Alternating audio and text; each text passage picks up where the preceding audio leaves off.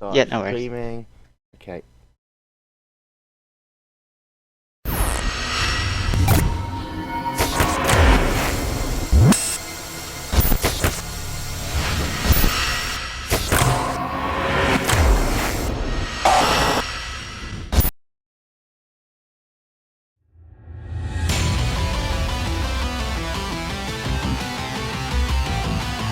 The NASCAR Peak Antifreeze Series, powered by iRacing.com, has officially begun.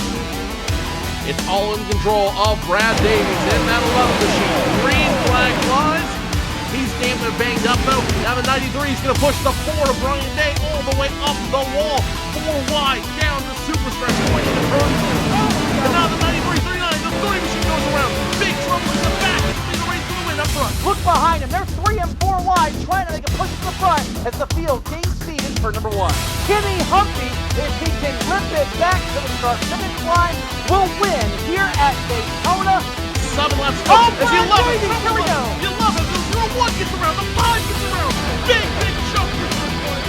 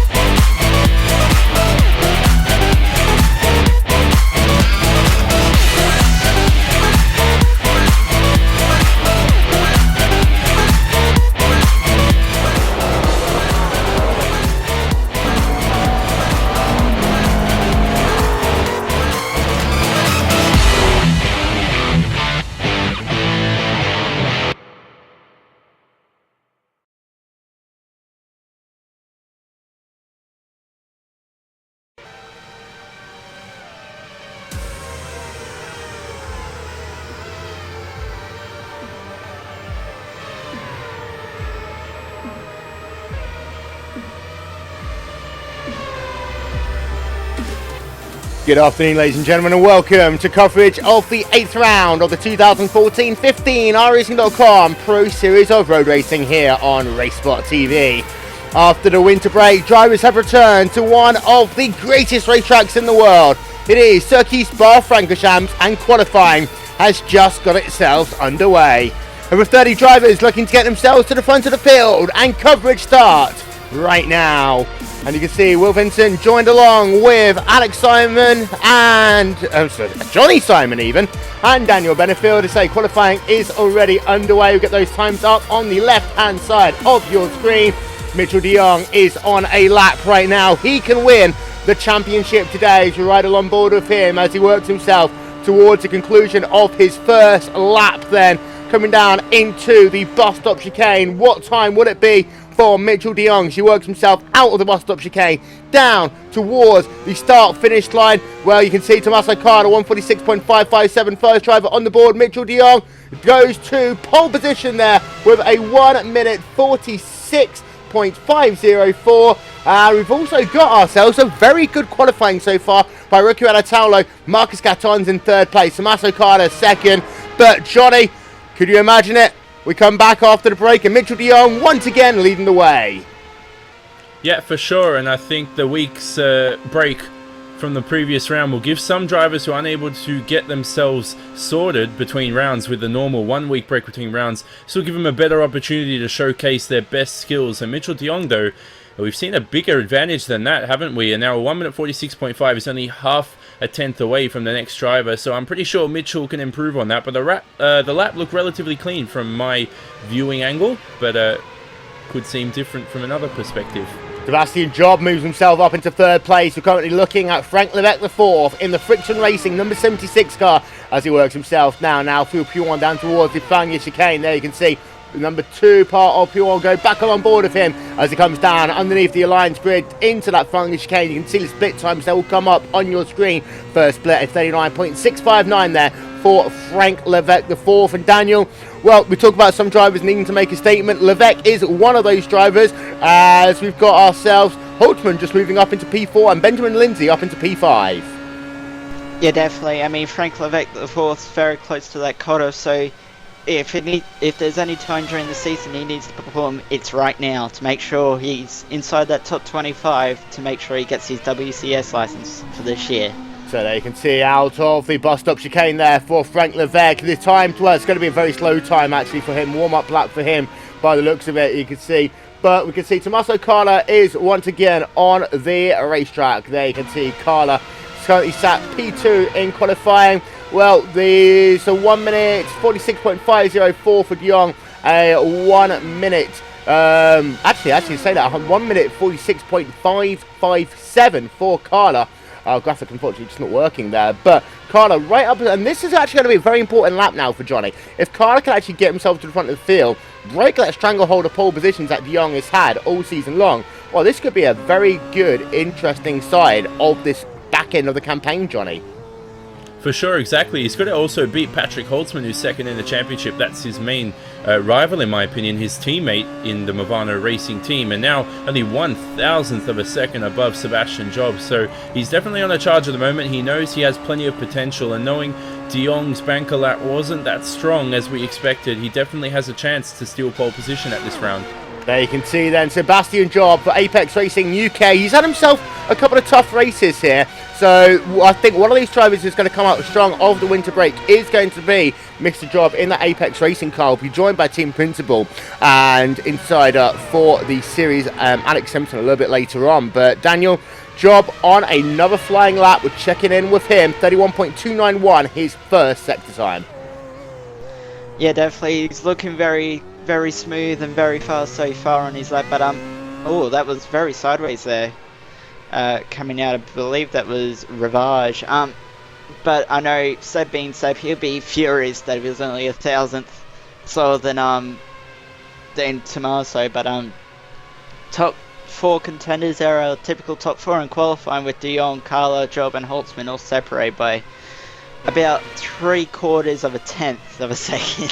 It's very close. tight up the top. And Carla is not going to do another lap. Tommaso Carla's pulled off on the side of the racetrack, as has Sebastian Job, so it's all done for him. Benjamin Lindsay is on a lap right now, and also de Jong, he is stopped as well, so it looks as though that as it stands, it will be de Jong with pole position. Carla not able to go faster, Job not able to go faster, Holtzman not able to go faster. Holtzman is onto the racetrack, but Benjamin Lindsay riding on board of him. He is, get this, 4/10 of a second away from P4, and well, Daniel just alluded to it a moment ago, Johnny. Your top 4 drivers exactly separated by 75 1,000ths of a second. Yeah, it's very tight at the moment. Maybe Benjamin Lindsay can even put himself into that group right now. He comes through Stavilo very, very slippery on the exit, and now through 16 and then 17. He's going to come up to Blanchimont. He's going to get nervous, I think, unless he's a very, very mentally cool driver, much like Atse Kirkov. He's going to finish this lap off strong, hopefully. And 4/10, it's a lot of time to find, but we'll see if he can do it as he approaches the final chicane. Yeah, there you can see him coming down into the bus stop then. Qualifying time to beat is a 1 minute 46.504. Doesn't look as though he'll do that. Doesn't look as though he'll actually get any faster at all. Big wiggle there out at the end of the final sector. And well, that is going to be it there for Benjamin Lindsay. We'll get ourselves a replay of exactly what happened to him. We'll go back along board. We'll slow it down as he worked himself through then the bus stop chicane. You just get all forms of oversteer on the exit of the corner. You talked about keeping a cool head there, Daniel, and it just didn't do it for him. No, not at all. I mean, the exit out of the bus stop's really difficult in one of these cars. I mean, just the way that you come out of the corner, it's just very hard to get the power down. Joris Yelenko struggling a bit as qualifying as well, down in 22nd equal time with Hunter Manley. But we're just looking at the times of the top four, but also Benjamin Lindsay in 5th, down to Marcus Caton in 8th, is just 16 thousandths of a second. It's very tight in the top 10 at the moment. Yeah, we're looking at Michel Mancusi in the number 42 Friction Racing car. He is at the rear of that second gaggle of cars, and you notice P number 5, Benjamin Lindsay, just over 4 times of a second back. Then it's 5 thousandths of a second the gap between Lindsay and Barazzini.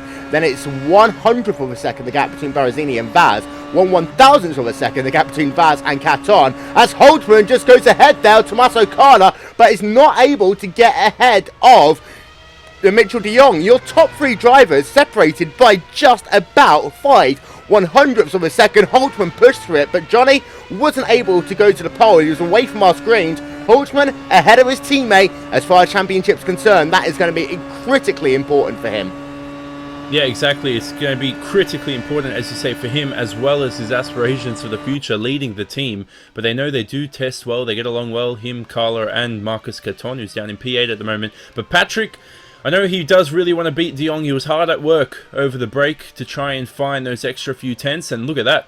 It's only 2 hundredths of a second, isn't it? Yes, 19 hundredths of a second between him and de Jong. So he's certainly been working hard. And a track like this, it's very, very long. We weren't expecting the gaps to be this close for sure. We've also had Michel Mancusi jump to the top of that train. Yuda Marumi has moved himself up into P number 6 as well, Daniel. So Mancusi set to barnstorming second run lap for him. Narumi also up, and now we're checking in with Fulvio Barazzini, scored it in P8 again in that gaggle of cars. He could very easily end up inside the top 10, inside the top 5, but currently he sits in P8, but it doesn't look as though there'll be any competition from behind from him.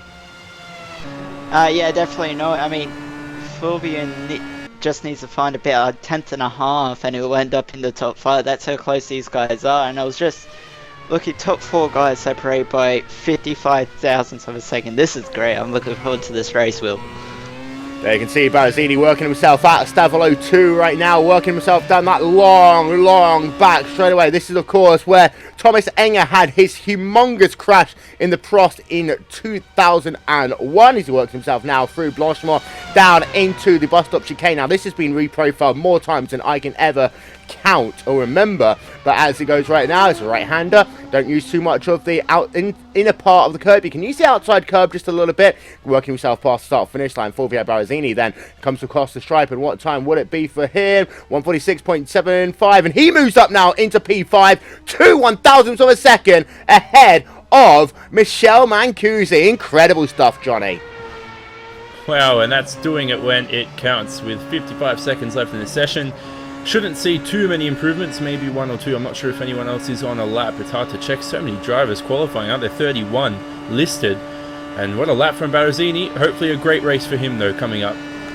Tomoki Kono is going to be our last driver to work himself past the start-finish line. Currently sat P23 in the running racing number 73 cars. He worked himself now out of the bus stop chicane, and we'll get a look at his lap times. It's going to be a slower lap for him, 1 minute 47.575, and that will keep him in the 23rd position for the time being. And ladies and gentlemen, with all the drivers completed their qualifying, that means we have the opportunity now to run through your starting grid for this, the 8th round of the 2014-15 Pro Series of Road Racing.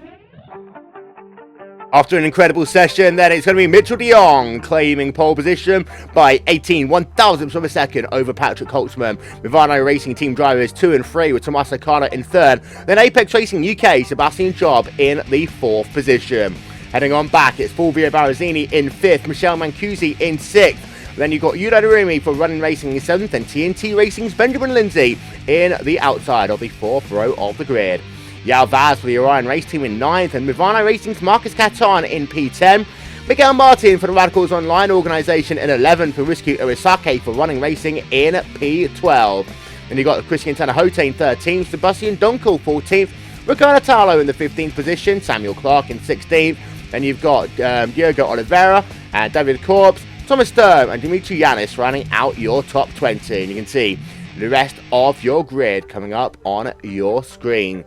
Well, Johnny, incredibly close qualifying here, but once again, same driver out front. He's dominated, hasn't he? The whole series, and now today, I don't think he's going to dominate as much as we expect, because the time is so close between him, Holtzman and Carla, as well as Sebastian. There's so many drivers that are capable of winning this race this afternoon, so stay tuned, everybody. It's going to be one heck of an afternoon. We're going to step aside for just a couple of moments. We'll bring you the pole lap from Mr. Mitchell de Jong in just a couple of moments' time, and a look at both ends of the championship after these messages. You're watching RaceSpot TV.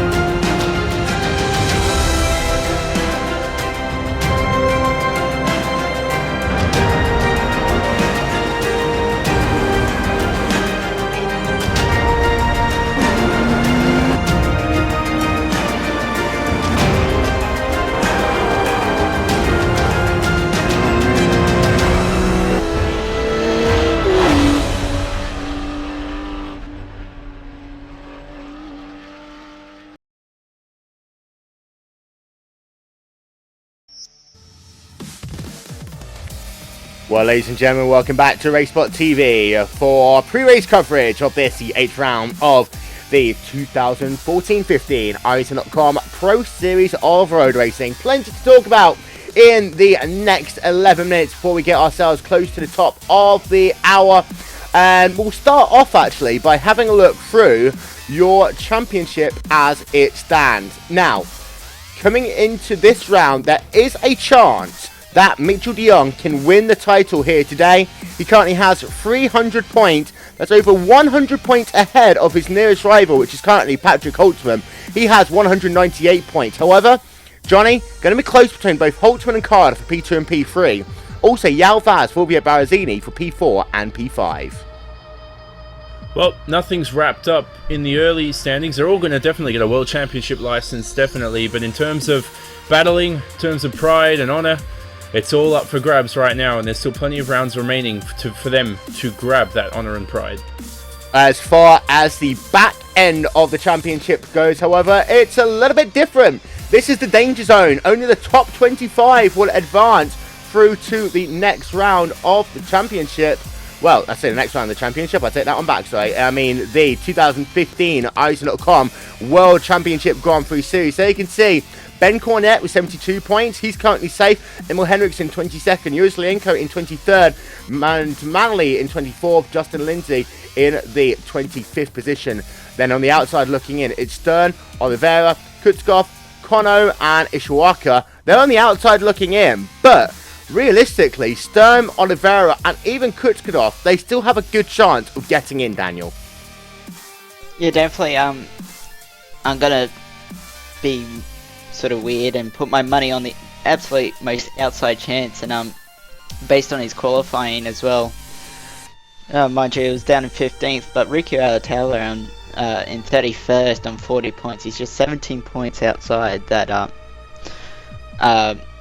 that top 25, or should I say 19 points. So I reckon Riku can still do it, knowing Riku Aotelo for how he is as a driver. Well then, ladies and gentlemen, we have got you the pole lap for, of course, the one and only Mitchell de Jong.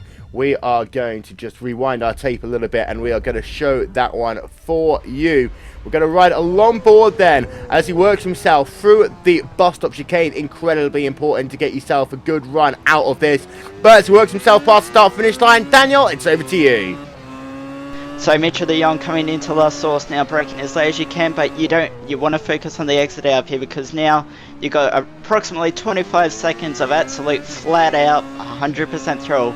Coming down, working through the gears into our rouge at about 300 k's now, just under, up through our rouge, over the top of Radillion. Now the camel straight, keep it to the right, through the kink. Mitchell didn't do it as much as I thought he would, he's brought it over to the left. Now you're focusing for your braking zone for leg home, brake about halfway down the curb, use all the curb on the right, all the curb on the left, bring it back for the right hander, and then use all the curb again. Make sure you don't get an off track though. Coming down into Rivage. The car will want to understeer out, snap oversteer, do anything but what you want it to do. Mitchell did that well. Through the no-name corner, use all the curb on the exit. Now coming down into Pouillon, drop one gear, through it flat out, very fast at 270 odd k's an hour. Now into Fragnes 1, use all the curb on the entry, through the middle of the corner.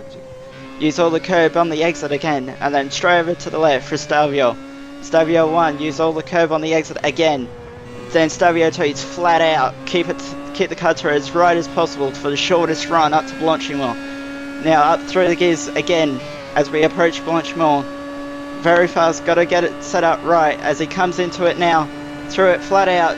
Not much exit curve view, that means the car's set up really well. And now into the bus stop chicane, gotta get it nice. Don't use too much of the curb on the inside in both the right hander and the left, or else you spin the car. Not too much exit curb either. Well done, Mitchell, and what a lap. Yeah, there you are, Mitchell de Jong then, claiming pole position once again in the iRacing.com Pro Series of Road Racing. And, well, we've got ourselves, of course, a lot of breaking news here on RaceSpotTV as well. And we are incredibly proud to let you know that we will be bringing you a ton of coverage in 2015. We've got ourselves the 2015 iRacing.com World Championship Grand Prix Series. All 16 rounds of that one will be broadcast here on RaceSpotTV, as well as the 2015 and 16 Pro Series as well. In addition to that, we're going to bring yourselves 4 races of the Road Warrior Series, as well as the 2015 iRacing.com Indianapolis 500 flag-to-flag enhanced coverage. It will be one of the biggest operations we have ever done for the 2015 iRacing.com Indy 500, one of the biggest events in all of sim racing. And Johnny, of course, the big one, it starts in just over 2 months' time. It is the iRacing.com World Championship Grand Prix Series, and based upon the Pro Series and based upon everything in 2014, this could be the best one yet. And what a 2014 season it was, and knowing the drivers coming through the ranks in the Pro Series, they're going to really mix it up with guys such as Hutus, guys such as Martin Kroenke, and definitely plenty of other big names to go around. I just, 2.5 months away, you're making me really get, a bit impatient here. I mean, I can't wait for it. And of course, we've got, as you say, plenty of endurance racing as well. And Daniel, well, we start off with the 24 Hours of Daytona, of course, RaceSpotTV, the first broadcaster to do a 24-hour race on the iRacing.com service. That was the 24 Hours of Spa back at the beginning of November. But we do coverage of that Daytona. It's January 31st and February 1st. That is Super Bowl weekend. Then we've got 3 other incredible races as well. 12 Hours of Sebring. Historically one of the most popular races on the calendar. The return of the iRacing.com Petit Le Mans. And we top it off in your guys' place. The Bathurst 1000, October 17th. Yeah, I'm looking for the Bathurst. I mean, that's going to be awesome watching, or commentating on it, I should say. Didn't commentate. We did hold one over here this year, but I didn't really take part in it at all. I was busy doing a 24-hour race, believe it or not, Will. Oh, were you? Oops. Yeah, the one, we won't go into that. But yeah, really looking forward to all the Road Warrior races, really. I mean, looking forward to Daytona, obviously, always great racing there, as well as Sebring. Of course, the Indy 500, but I think I may actually jump in the car for that one. Actually, okay. And of course, Petit Le Mans. And as I say, we go back to the original one, the iRacing.com Indianapolis 500, and everyone knows it's my favourite event of the year, the actual iRacing Indy 500. And the iRacing.com Indianapolis 500, it really has been a who's who of winners over the past couple of years. Justin Desant, Tim Doyle, then Young O, we had Brody Kostecki, Jonathan Gogue, we've had ourselves Dennis Garis involved in that, Tim Holgate as well, who's been able to win 2 big level Indy 500s in 2014. The Indy 500 is one of these crazy events, Johnny, when it can be someone who's well known to the series. But Ray Alfaro, for example, the NASCAR Peak Antifreeze champion, he entered twice. Twice he finished inside the top 5. You can get a NASCAR crossover. We've seen Alexi Aloma twice enter the event, and he came very, very close in 2013 even. So there's always a chance that anyone really can take victory at the greatest racetrack in the universe. Well, what I find in within iRacing, I find that the race of all races, there's 3 races of all races to win. The Daytona 24, especially since we've got driver swaps now. The Daytona 24-hour, the Spa 24-hour, if they hosted their own one, but they don't. And of course the Indy 500. Definitely the 3 biggest races, and the 3 races that everyone wants to win. In fact, add a 4th, the Bathurst 1000 as well. Of course, because you're Australian, you have to say that. Johnny, over to you. Yeah. Johnny, what? Over to you. Sorry. You had a comment. Oh, no, my comment was, I'm going to bring up the story about my Indy 500 little unofficial debut that I had. Was I was 1 lap down, and I ended up finishing P3. That's it. No, I won't talk myself up. But seriously, it is Indy, and anything can happen. I mean, knowing when I was 1 lap down, I wasn't expecting to come back on the lead lap and end up finishing in P3. So that was a very, very interesting dilemma to go on, and we'll hopefully have an even more interesting race come May this year. Well, yeah, I won't go into my Indy 500. I sort of crashed from the lead. Well, very quickly, before we head ourselves into our next segment, who's going to win here today? Daniel. Oh, that's a really hard question. That is a seriously hard question. Could I say, like, anyone that qualified in the top 10? Yeah, okay. Johnny, over to you. Pat, I'm not sucking up to you, but I really think you can do it today, so go for Holtzman. So Patrick Holtzman, for anyone for Johnny Simon for the top 10. Alex Simpson, he will join us for our race coverage in just a couple of moments' time. But before we do that, ladies and gentlemen, we do have to do this. Unfortunately, ladies and gentlemen, as you know, this past week, 12 people died in the Charlie Hebdo shootings, and another woman, a police officer, lost her life just doing her job. There are many families right now who will never see their children, their spouses, friends, colleagues, mom and dad ever again. And there's an entire nation right now grieving as to why this happened and why innocent people had their lives taken away far too soon. It's not our job here on RaceSpotTV to delve into the facts or the theories or anything else behind it. We just want to remember those 13 people who have died, those who have been injured, and those people right now who I can only begin to imagine how hard life is for them. So please, join me for a moment. We'll be back after this.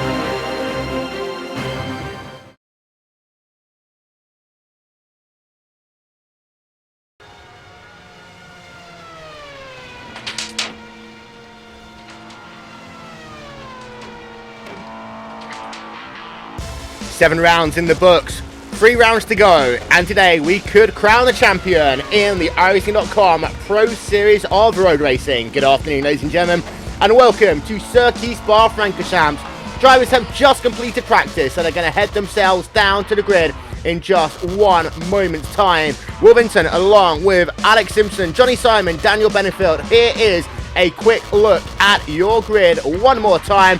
It's De Jong on pole position, Holtzman second, Carlo third, Sebastian Job in the 4th place. Then you've got yourself Fulvio Barazzini, Michele Mancusi, Yudan Arumi, Benjamin Lindsay, Yao Vaz, Marcus Caton riding out your top 10. Alex, close qualifying. It's going to be a close hold race because Spa always produces great results. Yeah, Spa, one of the best circuits that we go to in the championship. Great overtaking opportunities here. Looks like qualifying is so close. Gutted I missed that, and I think, yeah, it looks like maybe 1 of 4 or 5 drivers could win this one. Well, we know out front it is Mitchell de Jong who has been the star of the series. He can win here today, but any moment now, those lights will go on top of the iRacing.com gantry to get ourselves ready for racing 44 laps at one of the greatest road tracks in the world. Will it be de Jong? Will it be Holtzman? The 8th round of the championship will start right now, and it's a really good start there by de Jong. He's got the early lead. You can see the 2 Movano cars side by side, but no, Holtzman, it's going to look on the outside as they come down in towards turn number 1. Holtzman goes wide, very wide there. De Jong will come back in front. We've got a huge gaggle of cars all swarming off wide there at La Source, but it's de Jong who leads. Second place, it is actually Patrick Holtzman who claims the race lead, going very wide there on the exit of La Source. He claims the race lead, but you can see already you've got yourself de Jong coming back as they work themselves down towards Lecombe for the first time. It will be de Jong on the outside, Holtzman on the inside. We know that outside line can work, but it's going to be Patrick Holtzman who leads in a big crash at the rear. Benjamin Lindsay off there, Alex. Yeah, that typical sort of Lecombe area, big huge crash. Everybody's still recovering through there now, so great battle through those first few corners. The Kimi Raikkonen line proving very useful for a few drivers out there. But it is Holtzman who leads away, and this is a sight that Mitchell de Jong hasn't seen too many times. So we look on board of him for the first time. There you can see the driver of Holtzman is about 3 tenths of a second ahead, but he went so wide in that first corner there, Johnny, that I thought he wasn't going to come back onto the racetrack. A lot of people pushed wide at the source, but they're able to get themselves good track positions. Carla in 3rd, Job in 4th, and then Fulvio Barazzini in 5th. We're right on board of him. Some good starts by some people, but we have a couple of people out the race in the early going. I think Patrick got very excited that he'd taken the lead after such a magnificent start, and now he's still maintaining the lead through Blanchimont. It seems like de Jong's got the slipstream on him, but he's going to be too far back for a pass. With the accident with Benjamin Lindsay, it seemed, I'm not sure who the guy in front was, they just seemed to change their line under braking. So yeah, Benjamin Lindsay was behind, but I'm not going to blame him for it. Well, there you can see Lindsay currently running in the 14th position, and as you can see, cars swarming around him. Will he come on towards pit road? No, he won't. He will stay out on the racetrack. There are a couple of people on pit road. We'll come back to that one in 1 moment's time, because here you can see Mitchell de Jong, as they work themselves down the hill, who have that draft, who ride on board of him one more time. You can see, actually, he's taking a very different line there. It's Patrick Holtzman running the very inside line. That's going to really harm him, because now you can see around the outside, Mitchell de Jong has got all forms of momentum, and that was the worst choice that Holtzman could have made there, Alex, because taking such a tight line into Air Rouge is always going to hurt him, but he does just hold on into Lecombe that time. Yeah, I wonder actually if it was more Mitchell knew that he was so close that he didn't want to get the draft to pull him up through a route, so he had to get out of it and lose momentum. It looks like Mitchell was more timing where that draft peaked so that he could get the run alongside. So that's the one issue there when you're really tight out of turn 1 there is yeah, you don't get the run you need. Running from the rear of Miguel Martin, it looks like your top 10 are very close on the racetrack right now. Martin has got himself about a 3 tenths of a second gap to Ricardo Alatalo. Alatalo, of course, is involved in the hunt to try and get himself a golden ticket for the World Championship Series. But your top 10 drivers are breaking away a little bit further back. You can see there, you can see Alatalo right on the rear now on Miguel Martin in that battle for P11 and P12. We're right on board with Alatalo as they work themselves now through Stavolo 1, down into Stavolo 2, and we'll get that speed chart up. Alatalo, we know he's good at the start of races, Daniel. He will need to get himself past Miguel Martin as quickly as possible, however. Yeah, definitely will. I mean, he's gonna try and look around the outside block. This is gonna be interesting for Rico Tao. He does it. Miguel Martin was very polite there and gave him racing room on the outside. It actually looks like Miguel has a little bit of front ring there. He says, Yarumi has gone around coming out of the bus stop chicane. Now he's dropped back to I think about 13th. Tanahote doesn't look close enough to take the position from him.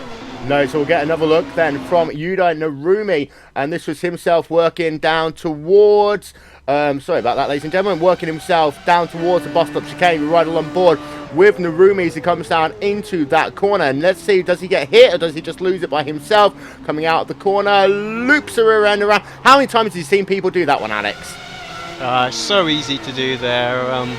Yeah, it's one of the areas we try and focus on a little bit with the setup around here, because that one and the exit of turn 1 are by far the easiest place just to loop that like that. And whilst that was going on, Mitchell de Jong has been able to get himself to the race lead. We'll get ourselves a replay of that one then, and it's again looking to the outside as they work himself down into Lacombe. He couldn't do it on lap 1, couldn't do it on lap 2, but as they work themselves down into Lacombe on lap number 3, here you can see Mitchell de Jong pushed it around the outside, sliding that car, almost a four-wheel drift, but Mitchell de Jong is now to the race lead, Johnny.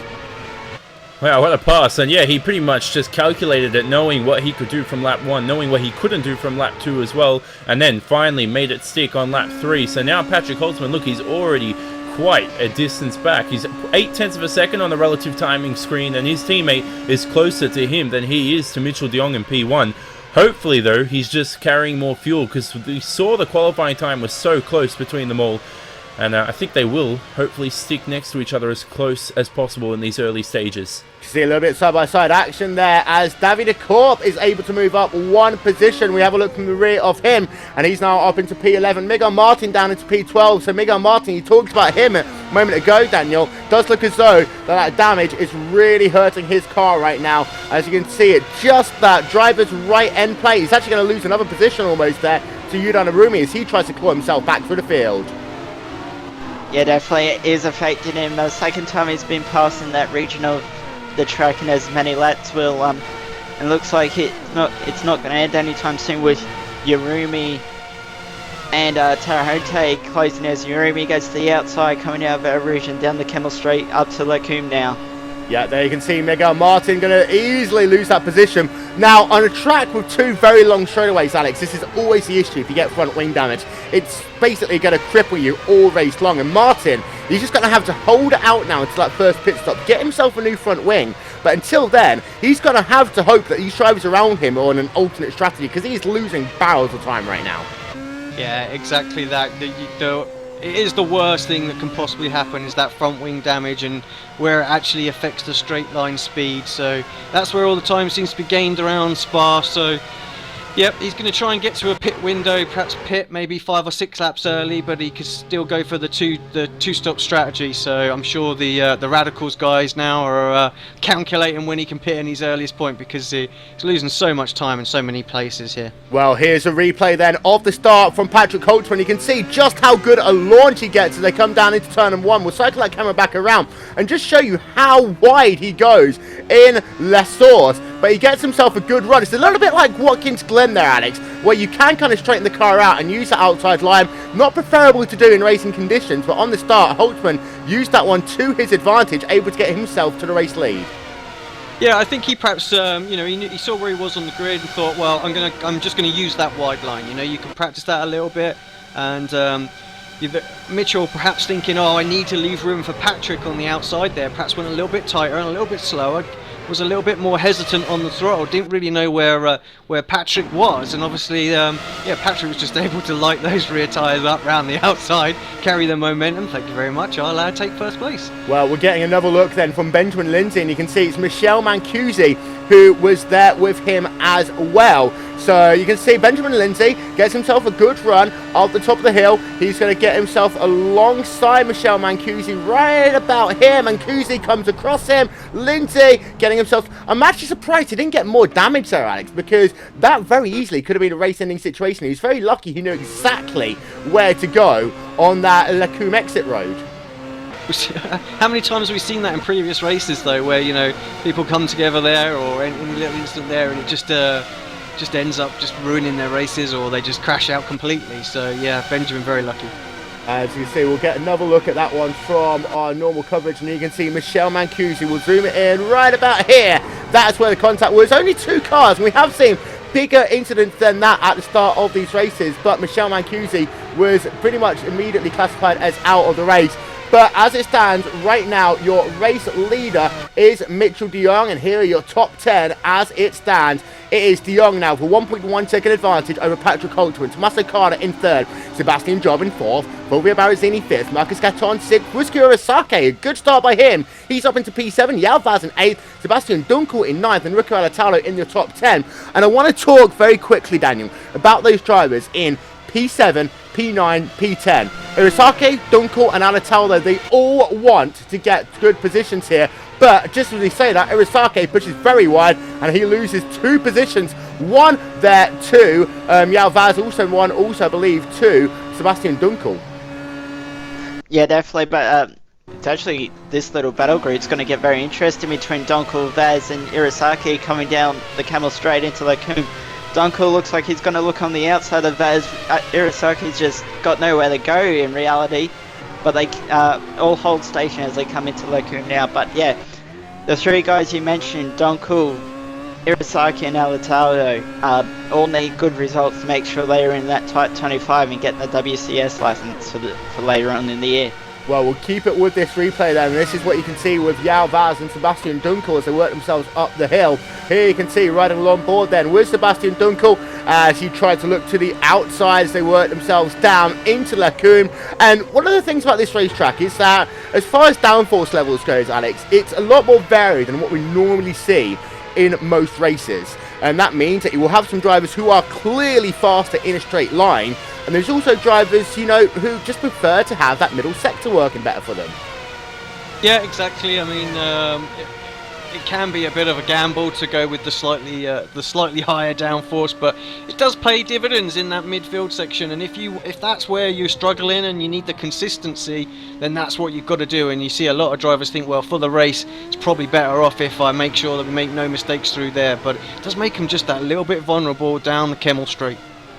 Biggest losers and winners in the race so far. Well, Marcus Gatton is up 4 places. Dunkel, Urasake and Alatalo each up a handful of places. So Urasake has just course dropped back recently. Dunkel's your biggest mover inside the top 10. You've got Tomo Medlet. Let's very quickly check in on him because he has worked himself up 11 spots since the start of this race in that Falcon GP car, Johnny. He is flying right now. Started in P27, now running in P16, trying to catch up to the rear of Thomas Stern, who runs in that 15th position. Yeah, and people say that it's retirements is the reason why he's jumped so many positions, but 3 of the 5 retirements so far were people who started around him, or at least behind him as well. What a wonderful start from him, and now he's only about 1.1 seconds away from the car in front. That's Thomas Sturm, who's also a driver trying to fight his way into the top 25 here this afternoon. At the front, though, it seems that Holtzman is still keeping battle with Mitchell de Jong. At least not, the word battle is probably not the right word to use, actually. We could say he is keeping in touch at least. So is his teammate behind him, Tommaso Carlo. Yeah, a little bit like the Facebook friend who you only want to talk to every so often. That is what Holtzman is to de Jong right now. Just there in the distance, doing his stuff. Now, actually, last time by for Patrick Holtzman, it was his fastest lap of the race, 1 minute 48.252. And compare that, it was just 1/100th of a second, the difference between those top 2 drivers as they completed themselves lap number 5 in this race, lap number 6. So, good start by both these drivers. I think this is one that very easily could come down to, yep, that word again, strategy between the Bavano race team driver of Holtzman and Mitchell de Jong. The thing is that Tommaso Carter is still there. You can see Tommaso Carter, big wiggle actually to work themselves on the exit of the bus stop chicane. Right behind him, Sebastian Job as well in that 4th place. And we talked in the pre-race show actually, Daniel, about Sebastian Job. Does this winter break help him just get his head back into gear? Yeah, definitely. I mean, winter break would have helped Seb, but also I reckon what would have helped him is coming here. I mean, I'm not sure if most drivers will agree with me or not, or how they feel, but I feel as soon as I see Spa next on the schedule, I get sort of butterflies in the stomach, a bit of excitement. I love this place, I really do, and I think this putting Spa, the first race back after the winter break, is possibly the best thing for a driver to come back to, and particularly someone who needed it, like Seb. So Seb's running P4, he's running consistent, staying about a second off the back of Carla, and he's running really well. David Heisey looking down to the inside, but not going to be able to make the pass there on Yudan Arumi. And in fact, he slows right down into Lecombe, and that is going to put him under pressure, actually, from his own from Diego Oliveira, who runs in the 19th position right now. Diego is, I believe, actually now a virtual racing driver. We can see, actually, new paint scheme. And the sad thing about that, Johnny, is that Oliveira did have our favourite paint scheme of all drivers coming into the season. Yeah, and you know what? You guys can't see it on the broadcast, but I can still see it, and it's pretty good. I'm going to be happy with that for the rest of this race. And he's still going to put the pressure on the guy ahead of him. That's David Heisey. And Yudai Narumi, though, he's had a terrible... I just noticed that now. He's down in P17. He's had such a terrible start. We know he got involved in quite a few dramatic incidents and battles throughout the early laps. Still 37 laps remaining, though. Plenty of laps to go. And it's a long lap around here. I've said lap many times, haven't I? It's because it's so long around Spa, hasn't it? Well, yeah, and there you can see then Yudan Arumi now in the 17th position. At one point, he was running inside of the top 10, trying to put pressure on David Heisey as they work themselves back down into the bus stop chicane, looking down to the inside, taking a lot of curb there, and he does make that pass stick, and a bold move there by Narumi as he tries to bring something back to his race. He's up one position, but still scored well outside from where he started, now running in the 16th position on the racetrack. Marcus Caton, though, is battling with Fulvio Barazzini for position. We're Rattle on board then with Marcus Caton, and there you can see the gap to the driver ahead, which is Fulvio Barazzini, and that Triple M team is about 0.8 of a second right now, Alex, as they work themselves back down towards the barge once again.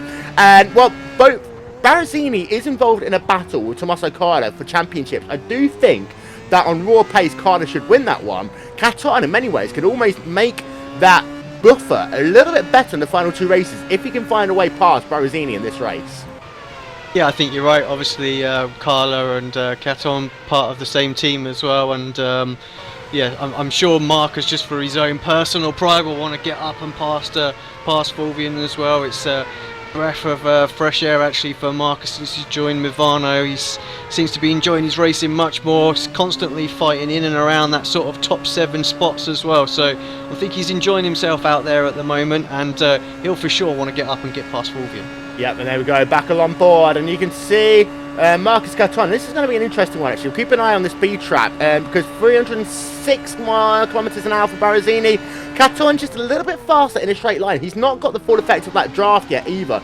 So it does think to me that Movano Racing driver, that Movano Racing team even, Alex, do seem to be a little bit faster in a straight line. We did see the issues for De Jong getting past Holtzman on laps number 1, 2 and 3. I do think that at the end of this race, if you've got a Movano car behind De Jong, we can have ourselves a real showstopper finish. Yeah, exactly. I'm looking forward to seeing what they're all going to do with strategy as well. We know how important strategy is to play out, and guys behind them, chase them down with fresh tyres. It could be very, very interesting. So, yeah, I think this race is planning out really, really different to some of the previous ones. I mean, we're so used to seeing Mitchell just blast off into the lead here, but we've got 4 cars within 5 seconds at the moment, so it's going to be really exciting. Having a look then between Thomas Stern and Thomas Meglek, as Meglek's going to look to the outside, so they work themselves down towards, and he'll complete that pass before they even get to Lecombe there. So move the Falcon GP driver of Thomas Meglek at one position. He started this race in P26, now up into 14th place. That's an incredible drive by him so far, Daniel. Yeah, definitely. Meglek really driving it hard through the field. I wonder, sort of going back to what you touched on earlier, Will, and what Alex touched on, that word strategy. I wonder if Medlik's a bit lighter on fuel to help him move him up the field. I was just looking actually. Urimi's look like he's going to attack Stern pretty soon as well. Well, yeah, so maybe those Vortex Sim Racing drivers are heavier than the drivers around him. So you can see Yudan Arumi right onto Rune. Of course, we have seen Arumi made a blinding pass already as they work themselves down in towards the bus stop chicane. So we'll go along board with him as they work themselves down that very, very long backstretch. And again, already, Narumi trying to do it. He's already got a pass side by side. This is where Enger had his crash in 2001. Narumi on the inside into Blanchimont, completes that pass easily. You can see the Vortex Sim Racing driver trying to come back around the outside, but Narumi, the second driver we've seen today, Johnny, make a pass on the outside of Blanchimont. Wonderful pass. He set it up so sweetly, picked the draft at the right time, ended up picking as well Thomas Sturmoff very, very nicely. Now his charge is on towards Tomo Meglek in front, who's had such a terrific start. But if they are heavier fuel, that's Thomas Stern, then it could play to an advantage in the pit stops. Obviously, for those who are new here, welcome. And yeah, you do take lower fuel in the pit stops. It means it is such a quicker stop for you. But it's still quite a while away. Oh, actually not too long away, isn't it, till our first pit stops? Well, yeah, it's a 44-lap race here. As far as strategy goes, Alex, do you think most people are going to be on a one-stop, or is it going to be two-stop territory here today? Yeah, I think 2 stops would be the preferred option for the front runners. There'll be a few guys, I'm sure, at the back that will risk a 1-stop because they won't have anything to lose. But yeah, 2-stop definitely favourable one. I'm guessing somewhere between 15, 16, 17 we'll see the first of them, or the bulk of them. Well, we're currently working ourselves on lap number 10, so we're only about 5 laps away as we're having a look then on board with Marcus Caton, still trying to battle with Fulvio Barrazzini, but out front there's confirmation of the gap. It's now up to just shy of 2 seconds between De Jong and Holtzman. Last time by 148.0 for De Jong, 148.1 for Patrick Holtzman. They worked themselves past the start finish line. Let's see what the lap times will be for Mitchell De Jong as they come back past the stripe. It's going to be a 1 minute 47.972. Well, actually that time by Holtzman was fastest. They are trading fastest laps of the race so far, so that is definitely one, Alex, but we'll have to bear in mind, because again, 1 lap of fuel around here is a difference maker. Oh, huge. Absolutely huge. We saw Watkins Glen what can happen with 1 lap of extra fuel with Vatsi, and yeah, let's keep an eye out and see what Patrick's on. I mean, he was quick off the line, used that start well. It didn't look like he was struggling with with maybe 6 or 7 kilos of extra fuel there for a couple of extra laps. So I think it will be just the 1 lap if he is a little bit heavier. May even be the other way around. Mitchell might just be 1 lap heavier here. Yunana Marumi still battling with Tomo Meglek. This is for P14, P15. Meglek looking as though he's just going to give him the line to work themselves down this back straight away. As you can see, Yunana Marumi going to work himself up into P number 15 on the racetrack. So they work themselves down in towards Lecumbe. 11 laps of this race going to be scored complete now. We're going to step aside for just 1 moment. We'll be back with the first round of pit stops after these messages. You are watching RaceSpot TV.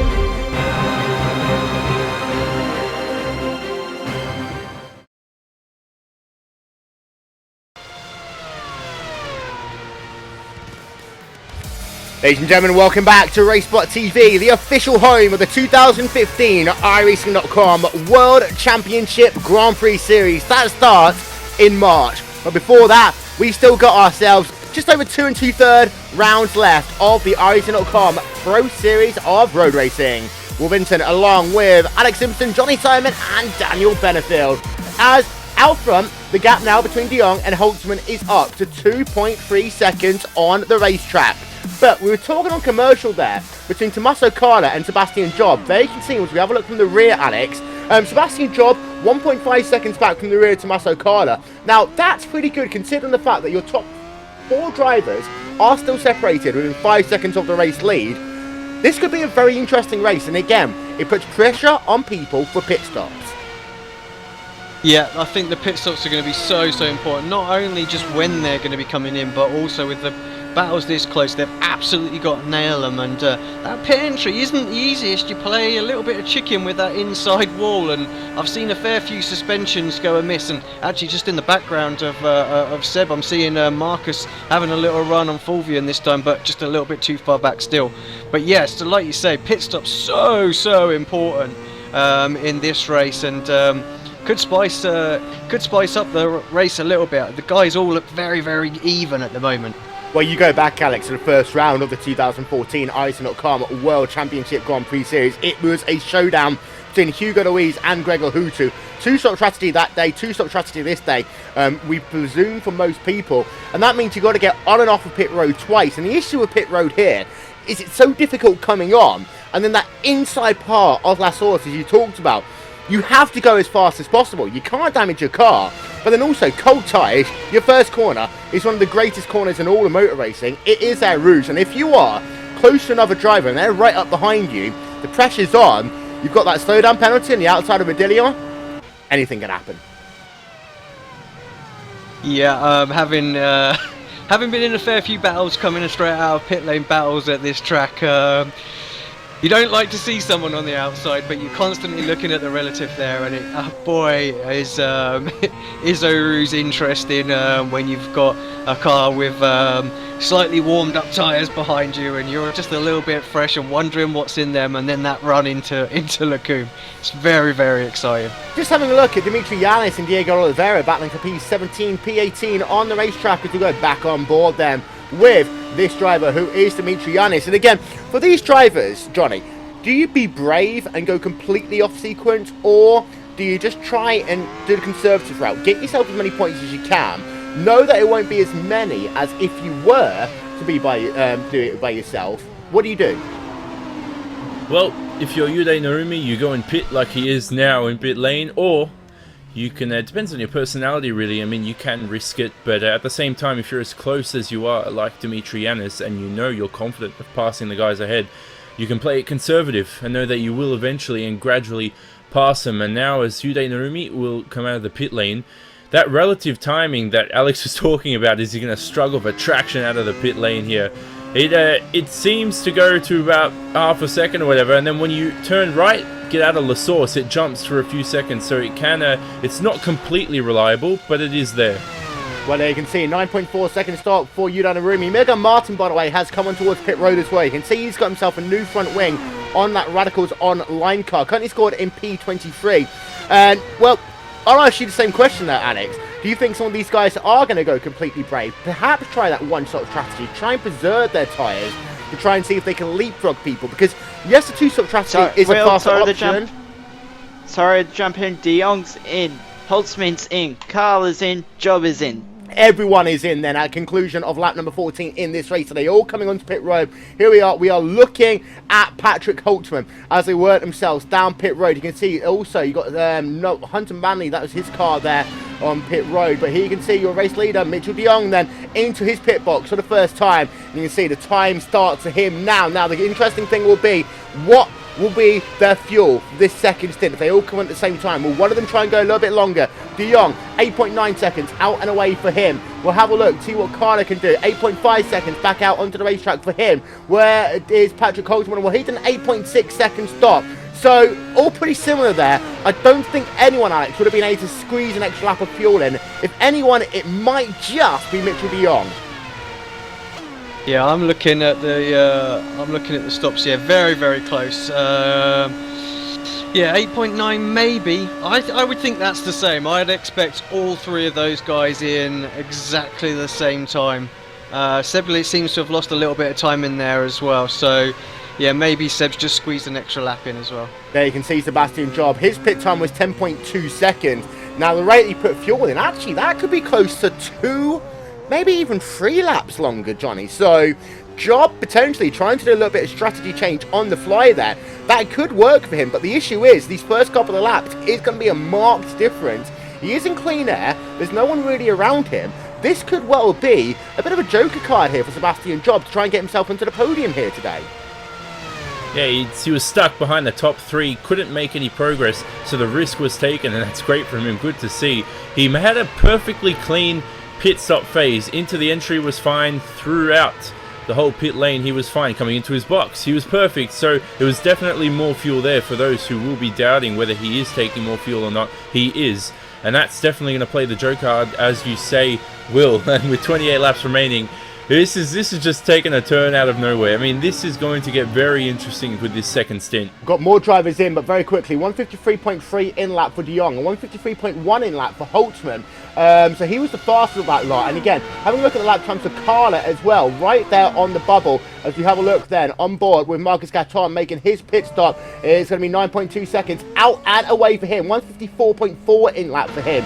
The in laps are critically important here at Spa. As you can see, a very, very busy pit road. You can see actually you've got Rico Alatalo on pit road right now. He is making himself a pit stop in Glacier Racing. He of course wants to get himself a good run here today. You've also got David Corpse on pit road. Risky Irisaka, we talked about him, but also you've got Irisaka on towards pit road right now to make himself a pit stop. Pretty much everyone now has made themselves their first stop. We'll run through the full pit times in just one moment, but Irisaka looks like it's the longest stop for him. 10.1 seconds out and away. He comes onto the racetrack once again. That means temporarily your race leader is Fulvio Barazzini, who is yet to make a pit stop. Christian Tanahote also hasn't yet made a stop, so well, Barazzini's going to be classified as leading at least one lap in today's event, but we'll see whether he comes on towards pit road this time. Bye, Daniel. Yeah, classic Triple N team Fulvio Barazzini strategy here, staying out just a bit longer than everyone else with a wider car to see what what track position they can make up. This could be interesting because Marcus Caton was off screen, but he did get past Fulvio, and now that he's done a lap longer as he comes in now, it wouldn't surprise me actually if Fulvio comes out back out ahead of Marcus. Yeah, that extra lap will be critical, and you did see that short acceleration zone there, Alex, between coming out of the bus stop chicane and then actually slamming on the limiter. It's actually one of the slowest pit roads that we have here all season long as well, as Barazzini is indeed on towards pit road this time by, and Tanahote is also in towards pit road as well. Yeah, one of the most tricky entries as well. That bus stop corner's not easy to take at any time, and let alone when you need to get back over to the right as much as possible, ready for that pit entry. It's going to be close between Marcus and Fulvian though. Yeah, here you can see Tanahote onto pit road, so we'll have a look at his pit time to give you an update. Barazzini is just ahead, but Marcus Caton is coming back. 7-second stop there for Tanahote, but we'll go and have a look. Here you can see Caton is behind, but he will have better momentum as they work themselves up the hill. This will be the battle for P5. You can see Caton right behind. He's going to look to the outside as they work themselves down, and Barazzini almost pinching him to the grass there as they work themselves down in towards Lacoon, but Marcus Caton is able to get ahead, and Barazzini, well, that was almost pushing the driver off the racetrack there. That was incredible stuff there, Johnny. Wow, and the cars almost overlapped the wheels, so that was very close to Barazzini. Pulled out, look at him, almost at the back of Marcus Caton now, but he's really putting the pressure on. Cold tyres out of the pits. Caton is struggling to get his lines right. Now he seems to be getting them right on the run down to Pouon. And what a battle between the two. Very, very close. Pitting him against the wall. Nice, clean driving. Nothing illegal. That's what we want to see for the rest of the afternoon. Here we can see super slow-mo. Then actually Caton did have a little bit more room as it looked from our non-onboard camera. You can see just sweeping around the outside, getting himself up into P5 on the racetrack, which is where he stands right now as we have a look from the rear of him then. And there you can see Fulvio Barazzini has fallen back just a little bit as they work themselves down. towards the bus stop chicane once again. So then, let's run through your top 10 as it stands, and there you can see your race leader. It is currently De Jong leading from Holtzman, from Cardiff, from Job, from Caton, then Barazzini, Vaz, De Corps, Tanahote, and Anataulo. So that first round of pit stops, what it did really, Daniel, is it was a good one for Anataulo, but some of the drivers looking to get themselves into the top 25 in points, well, they did struggle a little bit there, and we'll actually pull this graphic back up coming into today's event. Some of them, well, they really did want to get themselves a good finish, as there you can see, overall, well, De Jong leading the championship, that's the important one. Vaz is battling with Barazzini in the championship. Holtzman and Carla battling. Those gaps, as they are, remain about the same. Yeah, definitely. I mean, it's sort of we're looking at the championship on the track right now. I mean, De Jong's got a lead, Holtzman and Carla to get on the track, and Vaz and Barazzini to get on the track. Barazzini's got the upper hand on Vaz at the moment, though, and more focusing on Marcus. As in fact, Barazzini's looking at the inside of Marcus Caton into Rivage. That's interesting. And they're side by side on the way out through no-name corner. Caton's going to hold it for now, but Barazzini's going to have the run coming out and down into Pullion. Marcus don't do Caton this. defense. They're going to go side by side through Pullion. You can't do that. Barazzini's smart, pulls out of it. And now they're really, really close. Barazzini going to the outside again for Friday. He's got it. He's got it. He's got it. He's got it. He's got it. And that is a crowd. No, he hasn't side by side, Will. They come out the corner. Caton's back on the inside. And Caton.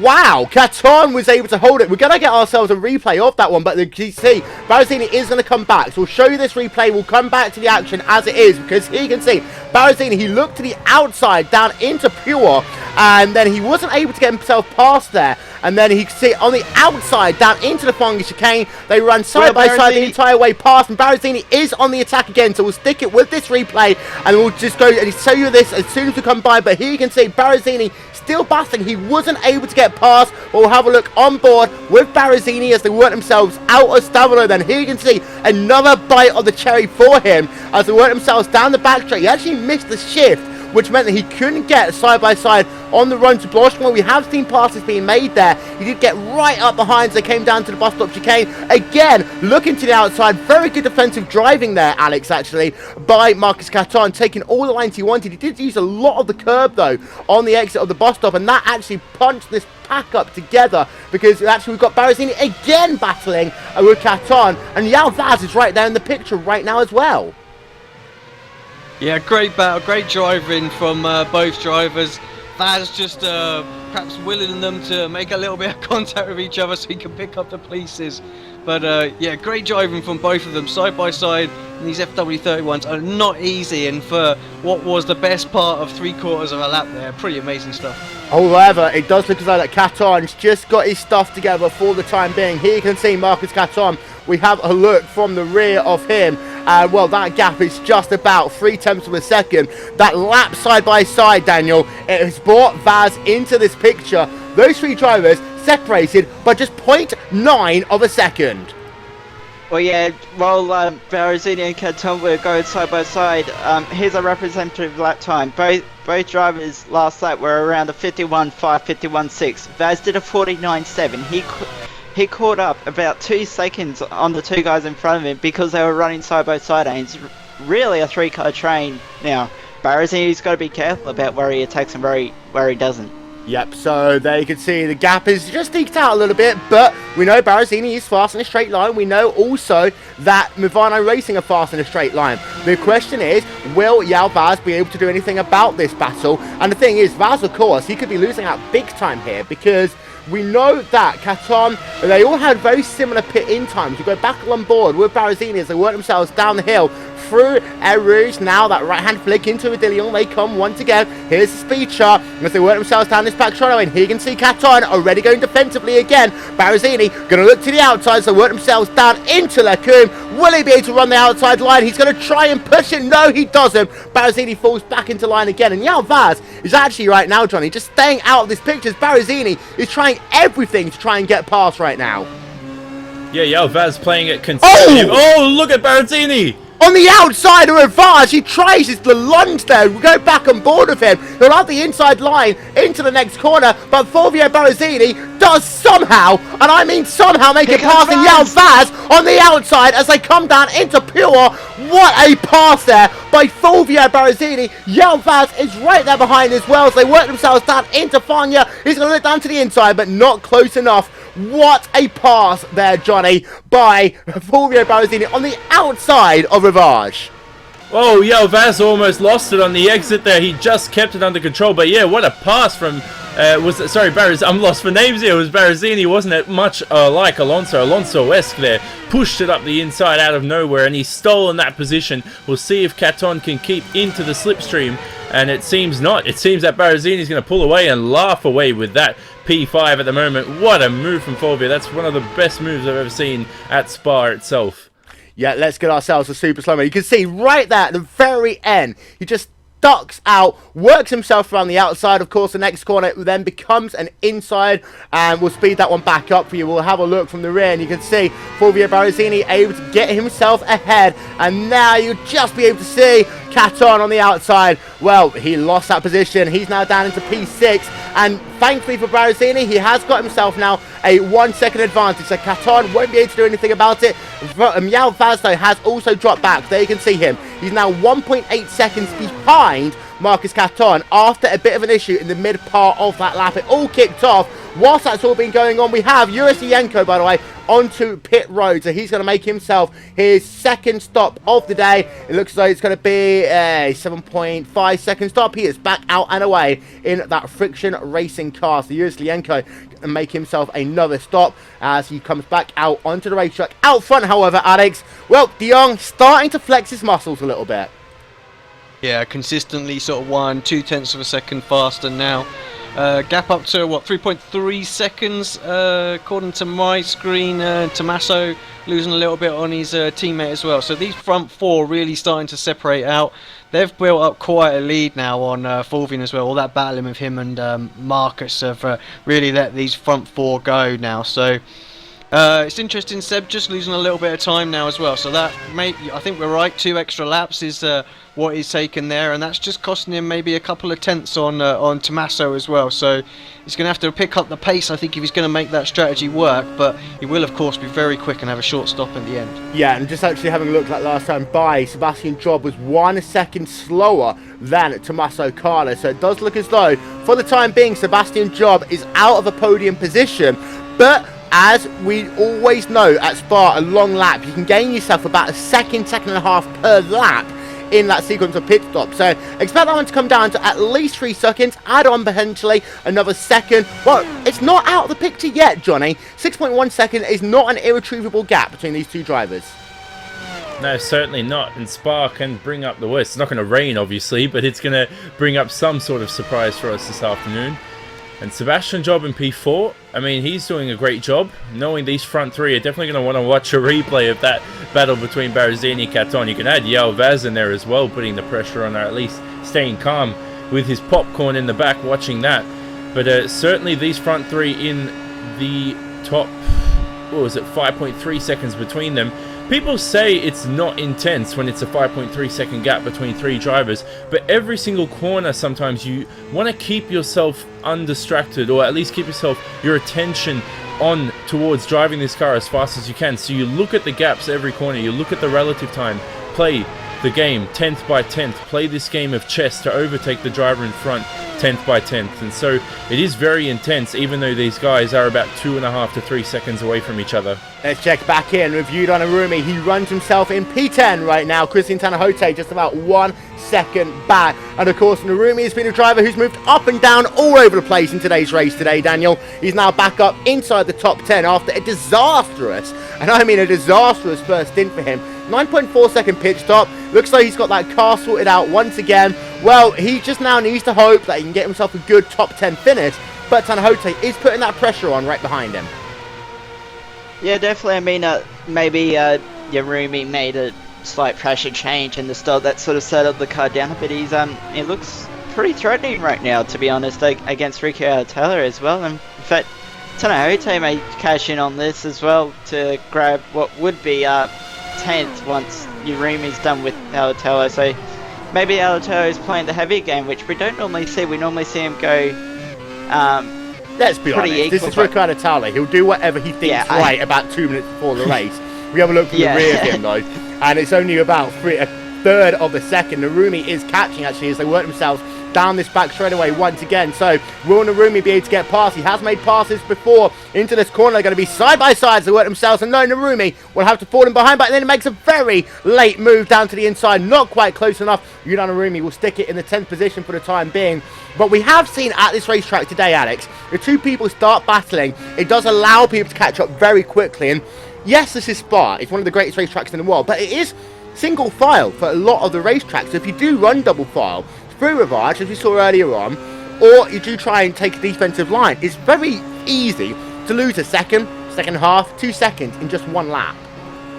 Side by side through Lacombe, I mean that's almost as much as 2 seconds sometimes, depending on how hard you're battling through there. And you have to say, if Narumi gets a run on Riku here, that could well bring up both Christian and Sebastian Dunkel straight into this battle as well.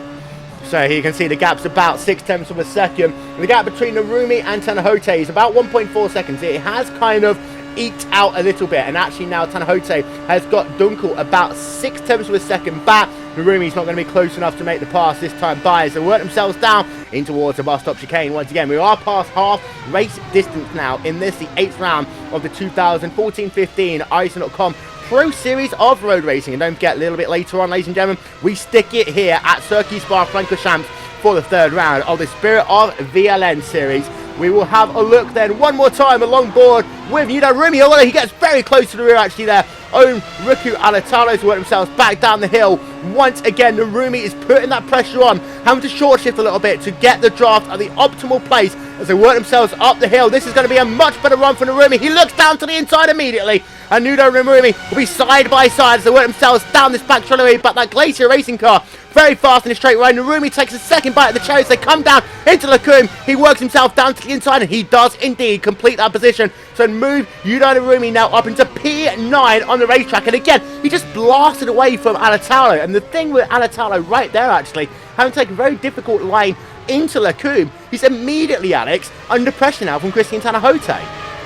Yeah, exactly. I have to say, I expect a little more fight out of Riku most of the time than that. So I wonder if he really is genuinely thinking about these last 3 races. He's looked at where he is in the championship, and he knows he needs to score points. He knows he can't afford to have any kind of like netcode incident or things like that, because he really didn't fight that as much as I expected to see him there. Well, here's a replay then from Alatalo, and you can see Narumi right up behind them as they work themselves out of Rodillo. Now you can see Narumi immediately goes down to... I think what actually happened was that Narumi was down to the inside immediately, and Alatalo decided, I'm going to stay on the right-hand side of the lane, not going to do a blocking manoeuvre. And then you can see down into the corner, Alatalo actually having to take a very wide line. You can see immediately just how close Tanahote gets behind him, and it's actually the final part of the Lacombe. It just seems to be that Alatalo is completely offline. That allowed Tanahote to close off as they work themselves down into Rivage, and that is the situation as it stands right now. Although, you do make a good point, Alex. Alatalo, he's on the outside looking in right now, but Tanahote right behind him as they work themselves down the hill again. Also just picked up as well, Riku's stop was 11.7 seconds, so I'm guessing he's got a serious amount of fuel in there as well, so he might just pick a few of these places back up. Long game then for Alatalos. Here comes Tanahote as they work themselves down the back straightaway. Once again, here you can see Tanahote is going to be now ahead as they work themselves on the outside down in towards Lacombe. But Alatalo is going to hold that inside line, and he will stay ahead of Tanahote for the time being at least. But now into that mix as well, you've got Sebastian Dunkel in 12th place. There you can see the Movano Racing driver of Sebastian Dunkel in that P12 right now. And these 3 drivers now separated by just 1 second on the racetrack. 19 laps of this race to go. Next round of pit stops coming in, what, about 5 laps time, Alex? Yeah, I think so. Well, here you can see, and of course for Alatalo, he is on the outside looking in, and we wanted to very quickly show you the drop zone as it stands. Ben Cornett, P21, Emil Henriksen, P22, Yelenko 23, Manley 24th, Lindsay in 25th. Now Hunter Manley out of the race in the early going. He will drop out of the top 25 for the time being. Stern, Oliveira, Kutzkoff, Connor, Ishwaka ran out your top 30. Alatalo is behind all these other drivers. Alatalo has 3 races to get himself back into the picture, Alex, and importantly, no drop weeks in these final 3 rounds of the championships.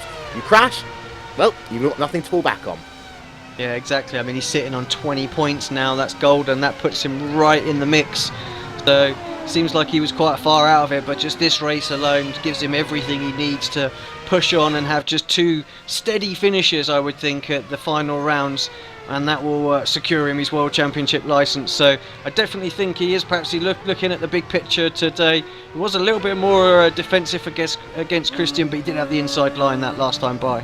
Well, we just showed you there your top 5, the gaps between them as it stands on the racetrack. Interestingly enough, that last time by Patrick Holtzman, there you can see him, a tenth of a second faster than Mitchell de Jong. So, Holtzman and de Jong, that gap is back down to less than 3 seconds. And Johnny, anything can still happen between these couple of drivers. If you go along board with Patrick Holtzman, 1 minute 48.224 for him last time by, exactly 1/10 of a second faster than Mitchell de Jong. Well, we're coming up to the pit stop phase. This is getting more and more exciting. We'll have a look at the gap as they come across the line next time around as they fight their way through Blanchimont.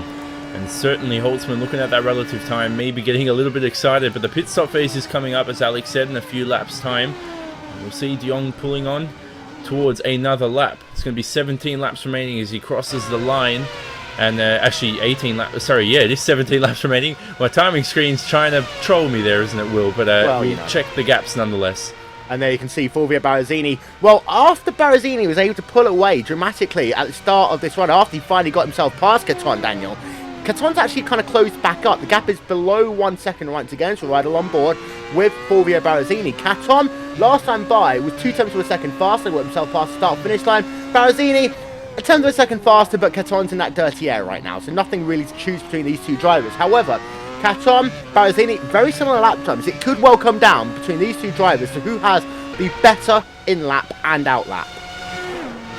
Could also come down to strategy. Remember, Barrazzini normally runs a bit longer than everyone else. He ran a lap further than Caton in the first round of pit stop, so maybe we'll see that again from Fulvian, which will be interesting. Vaz just sitting there. Vaz must be hoping that these guys have a tangle and he's just going to pick up 5th position from it.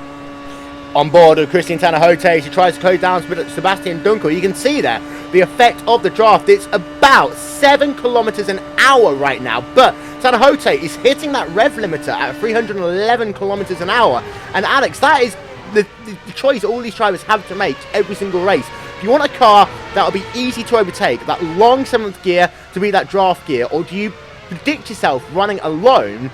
Therefore, you are going to bounce off the limiter, making passing harder, but actually if you are running by yourself, your lap time is going to be more consistent.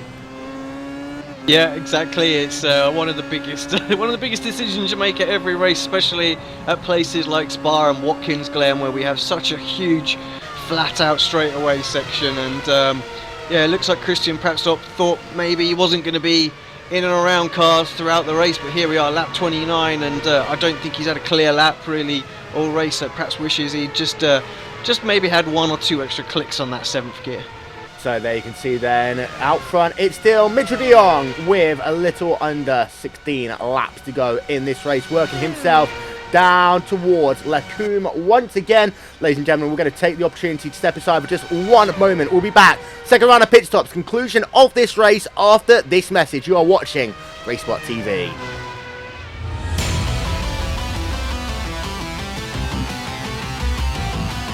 The NASCAR Peak Antifreeze Series powered by iRacing.com has officially begun. It's all in control of Brad Davies in that 11 machine. Green flag flies.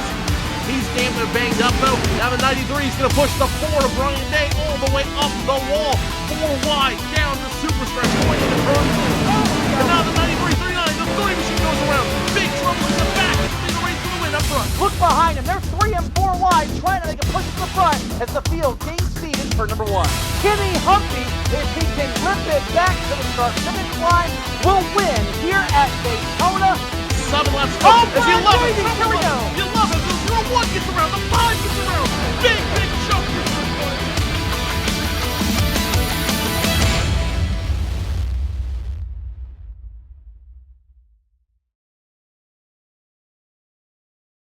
Welcome back then, ladies and gentlemen, to the final part of our coverage for this, the 8th round of the Championship. You can just see there on the rear of your screen, pit stops have just started as Tommaso, no, it's actually Patrick Holtzman, the first driver onto pit road for this second round of pit stops. So there you can see Holtzman then coming onto pit road. We'll keep an eye out to see if anyone else does come. Carlos stays out that time by, but we'll have a look then as Holtzman onto pit road. 8.6 seconds his last stop. Into his box he comes, and it's a very slow pit road here, just 37 miles an hour. Patrick Holtzman will look on board of him then as he does his second and final stop of the day. He's looking for something sub 9 seconds if he can. 8.7 seconds, out and away he comes then down into P5. Critical thing for him at this point, Alex, does he come out in traffic? And the answer to that one is a clear no. That's good there for Holtzman. Yeah, perfect for him actually. No one to worry about, no one trying to unlap themselves or anything. He can just get those tyres up to temperature really quickly and just start to motor. There you can see then Patrick Holtzman, the first of our 2 stoppers here today. Does look as though that pretty much everyone is on that 2-stop strategy. There you can see Holtzman working himself down towards Lecombe once again. As well, here you can see Mitchell de Jong as he's working himself down the conclusion of what is going to be lap number 30 for him. We're right on board on the exit of the Fung chicane. Down towards Stavolo he comes.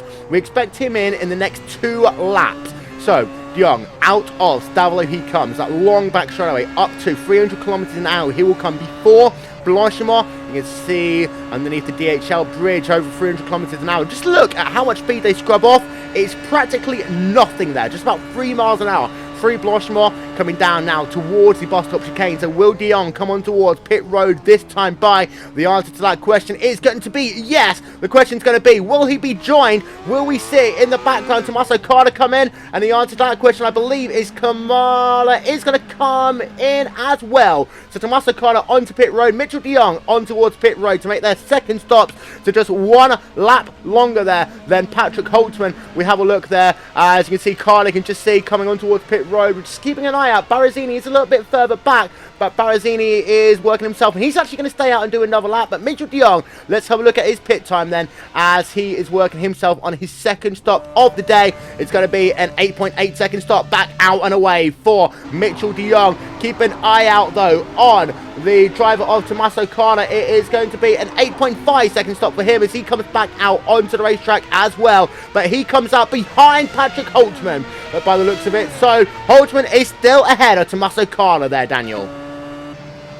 Yeah, definitely. I thought Tommaso, it's still about a second and a half between the two Movano cars. I thought Tommaso would be a bit closer to Patrick, considering he did stay up a lap longer and he had the quicker pit time. So a little bit surprising, to be honest, there for Tommaso. But Seb leading the race now, staying out heavier. We'll see where it gets him. Yep, there you can see Sebastian Job working himself down into the Fungy chicane once again in that number 78 Apex Racing UK car as it worked themselves now out of Fungy underneath the Vodafone Bridge down towards Davolo one more time. Now this will be the first lap that Sebastian Job has led in this race. Fulvio Barazini has led 2 laps. Patrick Holtzman has led 2 laps. The rest of today's event has been led by Mitchell de Jong. For those of you who are just joining us at the start of this race, Patrick Holtzman got the jump at the start of this race, was able to get himself to the race lead. He was able to hold on for 2 laps before Mitchell de Jong was able to get back past. It's been much closer than what we've seen previously, but the important thing is actually Yao Vaz is right behind Mitchell de Jong, and there we can see right along on board with Yao Vaz. He hasn't yet made his second stop, but he is behind his teammate Mitchell de Jong and going faster. Now Alex, in this circumstance, if you're Yao Vaz, do you want to try and get past, or do you just want to stay in line and not accidentally run into your teammate? Yeah, I think he won't risk anything. He knows that Mitchell could be crowned champion today if he wins it. So I think maybe any other race he might have said, "Come on, let me get past, let me get at the guys ahead that I'm battling with." But yeah, not today. Well, you can see Rico Alatalo working himself on the exit of pit road. He's got Christian Tanahote right behind him. These drivers, actually, Tanahote has made his second stop. Alatalo hasn't yet made his second stop. So the thought about him going a lot longer, he did an 11.7 second pit stop that first time by Johnny. Does look as though Alatalo is playing the long game. Most of your top 15 drivers have made at least 2 stops now. Having a look at Alatalo, I think he could very easily go to about lap 36, lap number 37 potentially in today's race. Certainly could, and Riku, having a very nice race. He needs it, doesn't he, to make it into the top 25 to make the World Championship next year. I really hope, though, Sebastian Job, and I don't think it is the case, and people are going to say, no, Johnny, you're wrong, but I really want him to be one-stopping at the moment. He could have a very good chance of winning this race if he does. It's going to be extremely optimistic, and I'm just clutching at straws, but I know it is possible if he is certainly one-stopping. Only a 12-second gap to Barazini. Mitchell de Jong's 13.1 behind, stuck behind the Movano car of Marcus Caton, and that's going to allow Patrick Holtzman, who's 4.5 seconds behind de Jong, to close in. So those are lap times that we're going to have to take into account, as well as Tommaso Carla behind. Yao Vaz is Job's in onto pit between road. those three. Job is onto pit road. So Job isn't one-stopping. Nope, so they can see 13 laps remaining. Sebastian Job on towards pit road. He has led a total, or it'll be 2 laps by the time they come past start-finish line. Very quickly, you did just see that with Thomas Sturm. He came out of pit road, had Juris Lienko breeze past him as they came down into Air Rouge, and that was the issue we were talking about earlier, Alex. Potentially the issue if you do come out in traffic, but here is a critical pit stop now for Sebastian Job. Does look as though that Carla is already passed as they work themselves down, and it's 7.9 second stop for Job. The gamble didn't pay off. No, not at all. In the end, just lost a little bit too much with the heavier car. Of course, he will be quicker in this section of the race, but I think he's probably going to be about 5 or 6 seconds behind when it all pans out. Here's going to be a great battle though for the final part of this race. Yao Vaz, Marcus Caton, Fulvio Barazini. Oh, a big wiggle there for Vaz. That's going to really put pay to his chance to get inside the top 5. Just lost it coming out of pit road. We've talked about how difficult it can be there, Alex, and Yao Vaz almost binned it coming out of pit road there. Yeah, that car done off on a one to steer around that tight little corner there, and yeah, just tried to give it all the beans a little bit too early there, and yeah, a whole load of reverse lock and catch that as quick as he possibly could. Very, very lucky actually to not have that car bend. It will slow it down. You can just see coming out of pit road there, he almost ran outside the yellow line as well. There you can see that car just pointing itself in the direction of pit wall for just a moment, and then he was able to get it back going in the right direction. But Yao Vaz down in P7. But we do still have a nice little scrap going on between Fulvio Barazini and Marcus Caton. There you can see the gap is 1.2 seconds behind between the two of those drivers. If you have a look now from the rear of Fulvio Barazini, he's been in battles all day long. Of course, though, Johnny, Fulvio Barazini, with this result, he's falling further back from the rear of Tommaso Carla in the championship. Yeah, not good for him, certainly, and Carla will be happy with that, even though he is probably chasing more the likes of Patrick Holtzman in front. And is that a 12-second... No, it's a 4-second gap between... A 5.2 now between de Jong and Holtzman. I want to talk about... Was it Caton? Yeah, Marcus Caton coming out of the pit lane. I'm not sure if he will have a penalty for crossing the pit exit line. It was very, very close, but we'll have to wait and see over the next few laps. We'll pay attention to that one. There you can see the gap to the race lead then. It is 5.3 seconds. Now, if you are Movano's team manager, Alex, you know the championship is pretty much said and done. You've got Holtzman ahead of Carla. However, the gap between those two drivers is just 7 tenths of a second. Do you let them race? Yes, you do. Of course you do. I think every time we've seen in the spectator chat where the Movano guys are in there, they always say they're free to race, and yeah, I think they've you know, for pride within the team, they know they can't catch Mitchell right now in the championship, so they've got to have their little internal fun for sure. Give you an update on Riku, by the way. He did make himself that second stop. There you can see him. He is actually now down in P11. 7.8 second stop as he comes onto the racetrack. So he's got himself actually a big gap to the driver ahead of him. That is Yudan Arumi to get himself back in the top 10. So it didn't fully work out there for Alatalo with that very long first stop for him. Final of our drivers to make a pit stop was Yurisienko coming out of pit road right about now. So you can see pit stop time for him, 7.5 seconds. He comes back out onto the racetrack down in P22 on the racetrack. Bit of a tough day there for the Friction Racing driver of Juris Lienko, of course, trying to get himself into the 2015 Irish.com World Championship Grand Prix Series.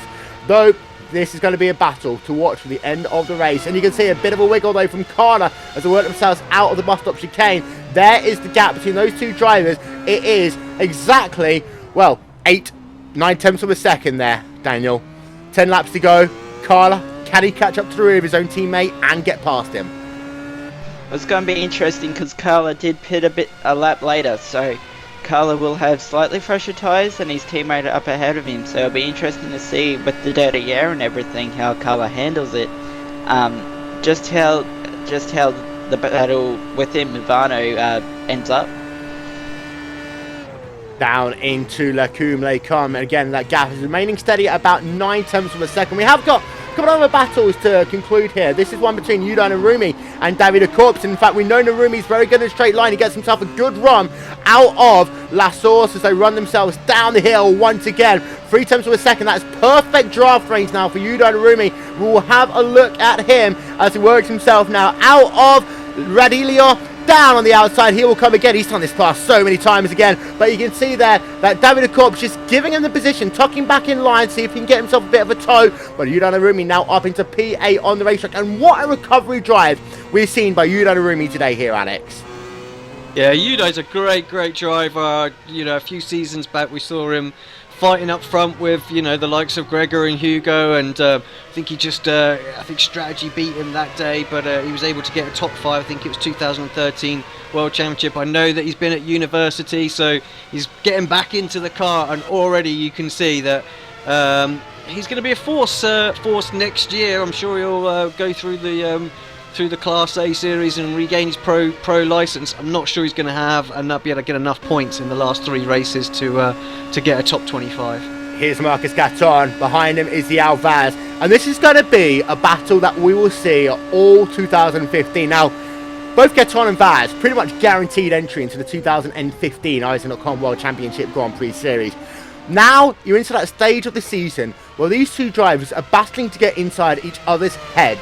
If Vaz can beat Gatton can beat Vaz, it's a little W in the win column as far as they're concerned, going into what I think will be an incredible scrap in the 2015 season between these two teams. And Johnny, I'm not quite sure if they'll be able to beat the likes of Coanda, the likes of Team Redline on a week-by-week basis. I think that for the likes of Vaz, the likes of Gatton, they will likely end up being those kind of top 10 drivers week in, week out. But what a battle we're going to have between all the Orion drivers except for De Jong. Of course, he'll be on a part-time schedule next year, we believe, and also the Movano Racing team. Certainly, and people say a racing driver shouldn't have any other goal other than to win, but realistically, if you are going to finish in the lower end positions of the top 10, you can't get yourself demotivated. So that's where you need to set yourself realistic goals. Say, today I'm going to finish in the top 10. Today, my setup isn't as good this week. I'm going to do my best. Damage limitation, top 15 result, limited results, realistic results, and then you aim for P1 and P2. And Vaz and Gatton, that's what they're going to have to do come 2015, the 2015 World Championship, is set yourself realistic goals. Don't get demotivated. Especially, we know guys like Gatton, he's got a great team around him of Movano, certainly rising up in the ranks. Knowing they're only 6.3 seconds behind a guy like Mitchell de Jong, that's Patrick Holtzman, as well as Tommaso Carla, they're really improving with their development in this car, so it's certainly something to watch for 2015. Here you can see Tommaso Carla still behind his teammate. The gap is still about 1 second on the racetrack. We'll check in on that battle. It's actually come down the last couple of laps though, Alex, and this is going to be, again, one that could well come down to the final lap. And we know that Carla's got the speed. There you can see the speed differential between these two drivers. I'm just going to actually listen to the engine note of Carla. Does he max out? Because if he does, really going to hurt his chance of getting past. And he's maxing out at 305 kilometers an hour. That's horrible. Yeah, very, very early. Clearly, they've set themselves up to be as quick as they possibly could on their own, and that makes sense as to why perhaps Mitchell struggled a couple of times to get past Patrick, but in the end, Patrick just couldn't get back past quick enough. So it's going to be nigh on impossible, I think, for Tommaso to make a move down into Lacombe. So he's going to need to think about it and perhaps work something in the into maybe the bus stop or into turn 1, perhaps there, or something where it's a slightly shorter run. But the laps are ticking down, and of course your race leader is still Mitchell de Jong, and this is what he's done all season long, Daniel. Wait until, you know, all the battles are done, and then he just starts eking out that gap. His last lap at 148.007, it's about 3 tenths of a second slower than his fastest lap of the race, which we're right on board with him now. You think he's going to do a Seb once again, and even though there's no pressure from behind now, he's got that gap above 7 seconds now. Will he try and do the fastest lap once again? Maybe. I mean, Spa's sort of that place where you can push sort of on the limit, and if you make a mistake you can normally catch it before you hit something. But Mitchell maybe was only driving at 97-98%, and maybe now he'll try and go purple and just blitz everyone. So then 6.5 laps left to go of this, the 8th round of the 2014 iRacing.com Pro Series of Road Racing here on RaceSpotTV. We'll step aside for just one moment. We'll be back after this.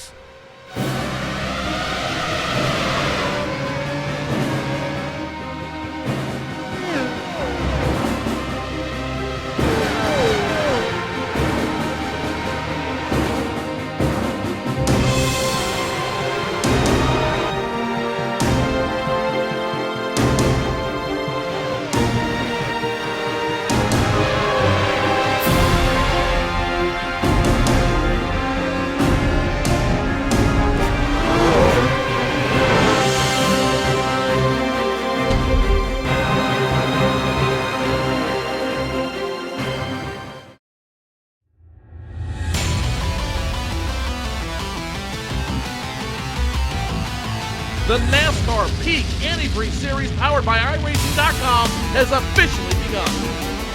It's all in control of Brad Davies in that 11 machine. Green flag flies. He's damn near banged up though. Now the 93 is going to push the 4 of Brian Day all the way up the wall. 4 wide down the super stretch point in the turn.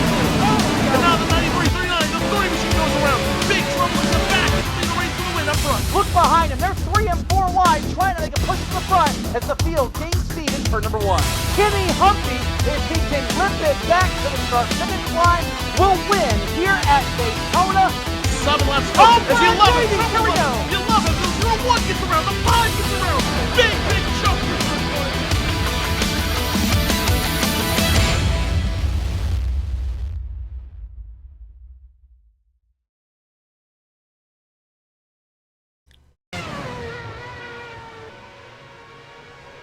Ladies and gentlemen, coming into this race, it was the race for the title. Mitchell de can win here today, and, well, he will win if he can just complete the last remaining laps of this, the 2014-15 iRacing.com Pro Series of Road Racing, race number 8. However, also some big news coming out of RaceSpotTV the last 24 hours. RaceSpotTV will be the official home for the 2015 iRacing.com World Championship Grand Prix Series, as well as the 2015-16 iRacing.com Pro Series of Road Racing. In addition to that, Alex, Road Warrior coverage and the 2015 iRacing.com Indianapolis 500. Yeah, another great year lining up for RaceSpotTV. As you can see, also, as far as the endurance side of things will go, we've got ourselves 4 incredible races. The 24 hours of Daytona. That is actually in just a couple of weeks' time. The 12 hours of Sebring, the return of the iRacing.com Petit Le Mans, and finally, the iRacing.com Bathurst 1000. All will be live here only on RaceSpot TV. We're having a look now from the rear of the driver that is known as Patrick Holtzman. The gap between himself and Tommaso Carla is still about 8 tenths of a second. But Johnny, doesn't look as though that Carla can do anything once he's in that dirty air. Yeah, that gap is pretty much every time it looks like Carla's caught up to Holtzman in the slipstream, he loses it due to the dirty air, as you mentioned. And now let's have a look at them on the run down to Eau Rouge, Radillon, and then the Kemmel Straight. And it's going to be very interesting. You see Carla's already fallen back behind Holtzman. Holtzman, though, he does get nervous sometimes, especially in qualifying, but to keep another driver behind, I think he's shown that, especially with the Cota fight between Carla and himself, wasn't it? We had a very good battle there. So Holtzman can certainly fight to the limit, and it seems Carla it's too much for him to catch up to his teammate Patrick. You know what the funny thing is, though, Alex? Holtzman is actually faster in a straight line than Carla, despite the fact that Carla had the draft. Insane stuff.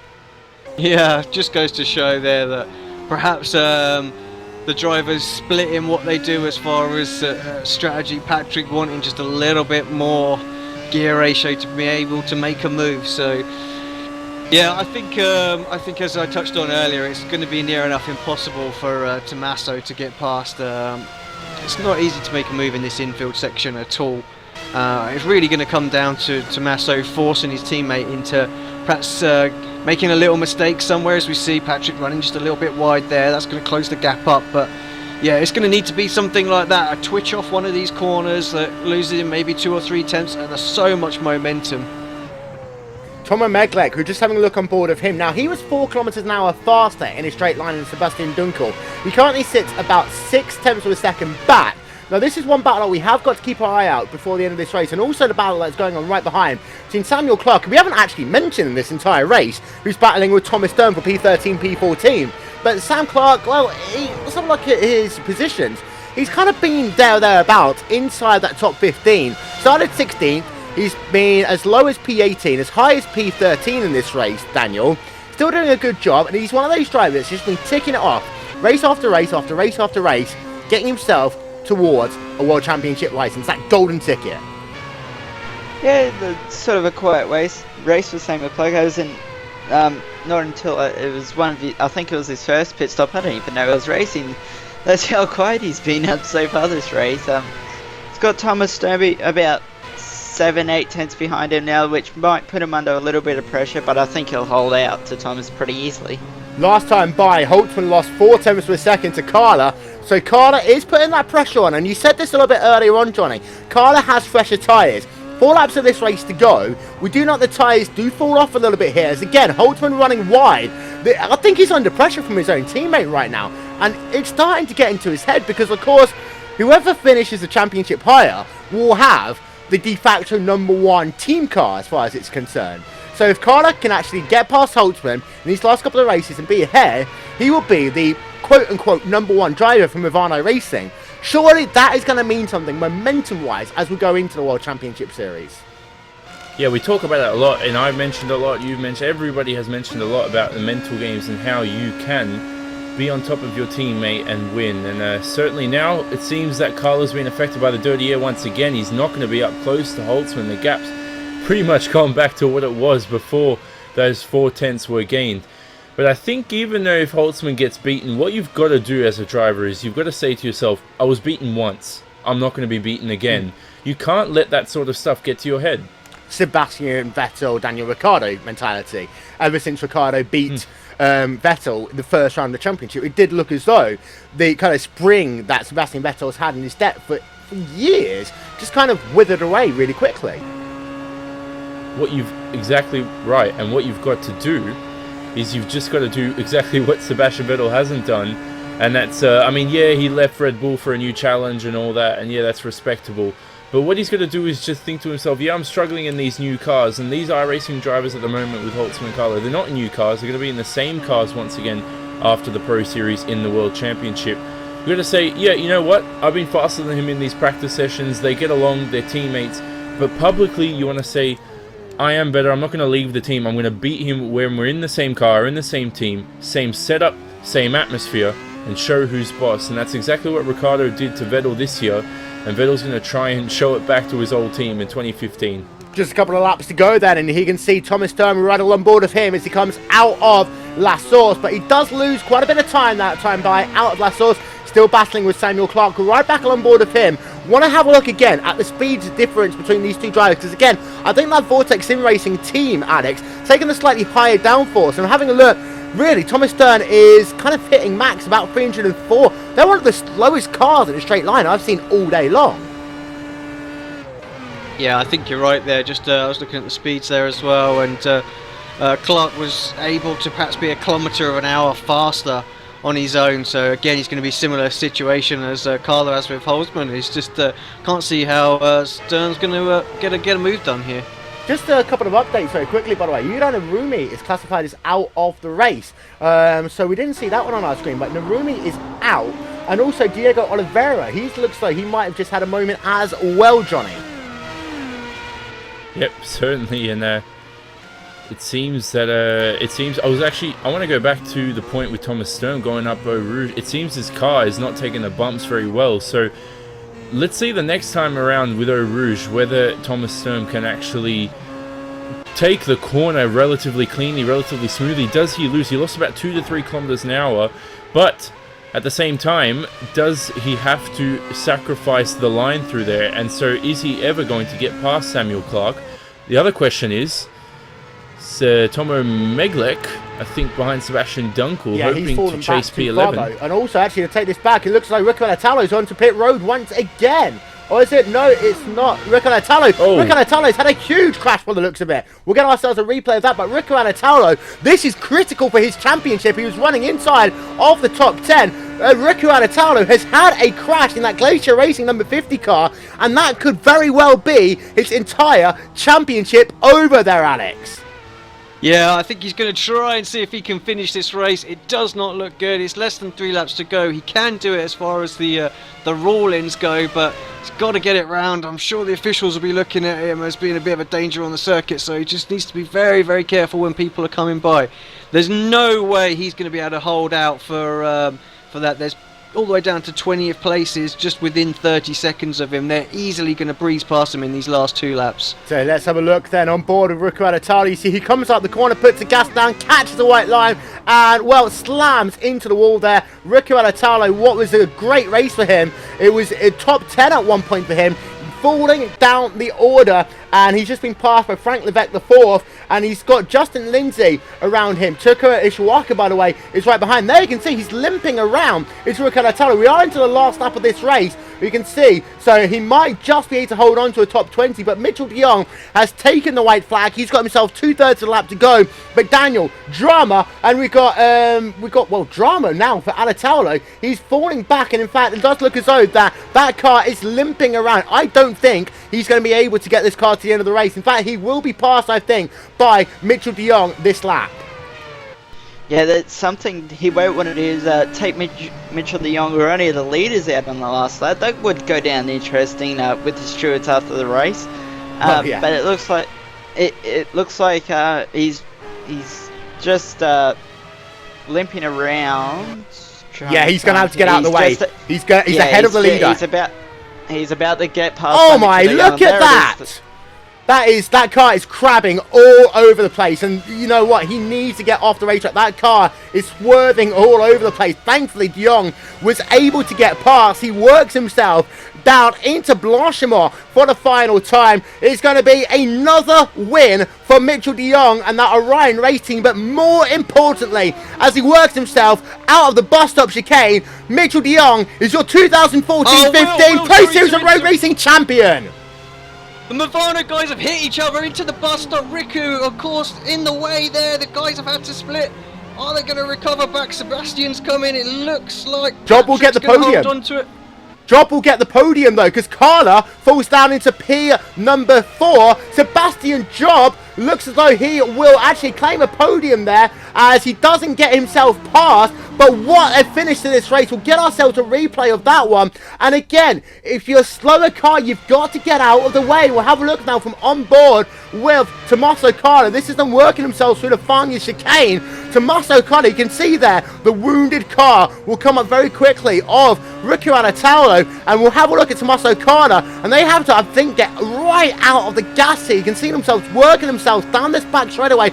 You can see a very slow Rico Anatalo will come into picture in just one moment. There you can see him, top of your screen now. They all swarm to avoid him right in the centre of the racetrack there. Tommaso Carla, he had nowhere to go. He locks up, hits his teammate down into the corner. I think that was an opportunistic move there for Tommaso Carla. Sebastian Job coming into view right about now. He sees he's able to get himself a podium finish, but Sebastian Job claims P3. And what a crazy end to this race we've just had. One more look then from another look even from our crane cam, and this will be looking at the driver of Tommaso Carla once again. Actually, to work themselves out of this corner. There you can see Patrick Holtzman having to get all the way off the racetrack. Carla looks down to the inside. The two Movano racing drivers touch.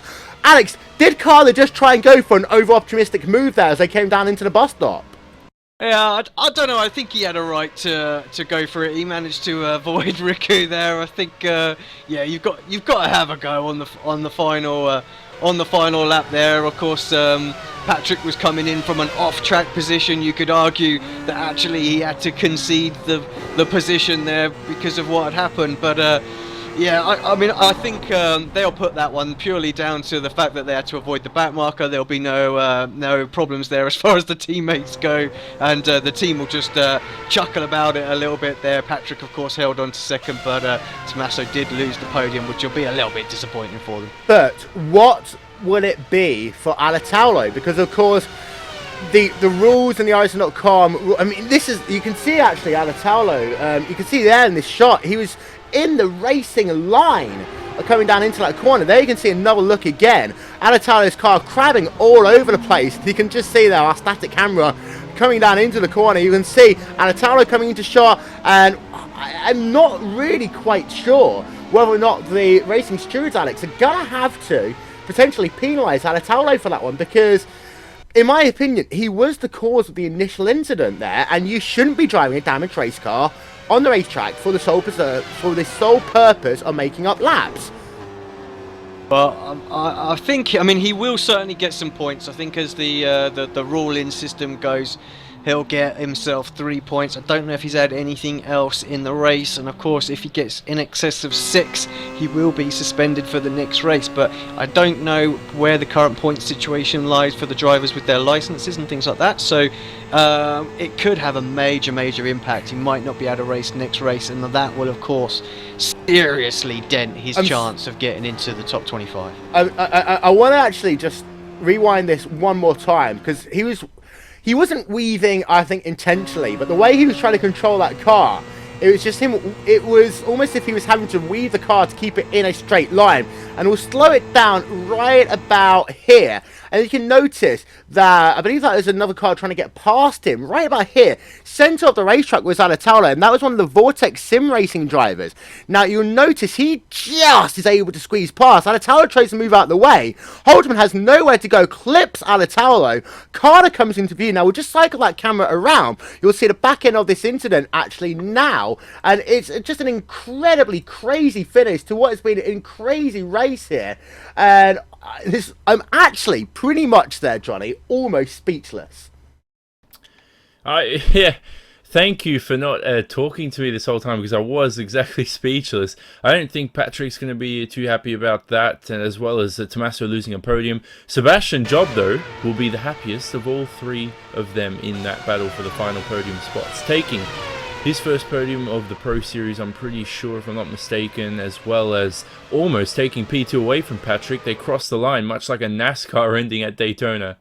Yeah, there's another super slow-mo look then at what will be talked about probably throughout the course of this week. Now, Carla does fall down into P4 when all is said and done. As you can see, Holtman actually somehow was able to get that car pointing in moderately the right direction and get himself back out onto the racetrack to complete this race. So very lucky for him. And there you can see actually Holtman, he kind of spun all the way across the grass, had to let the Vortex Sim Racing driver go, and well, we'll just have to look. He probably won't get a penalty, because you can see that Sebastian Job is way too far back, that Holtman was able to get back onto the racing circuit without any incident. But ladies and gentlemen, we'll have a look then at your final race results and what has been a crazy end to this race. And it's Mitchell de Jong who does take himself victory here by 16 seconds. Well, it was actually less than 10 seconds before the moment at the end of the race. Holtman second, able to hold on.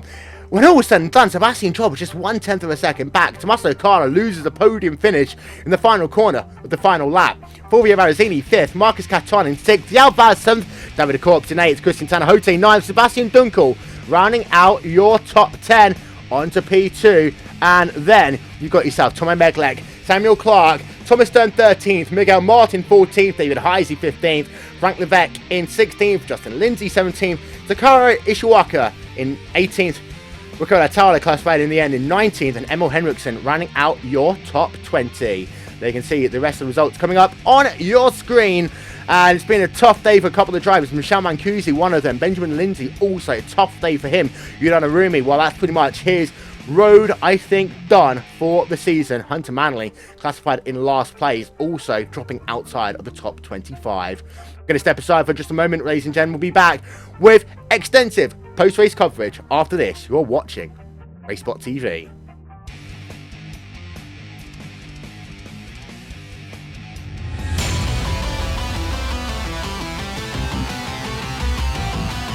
The NASCAR Peak Antifreeze Series powered by iRacing.com has officially begun.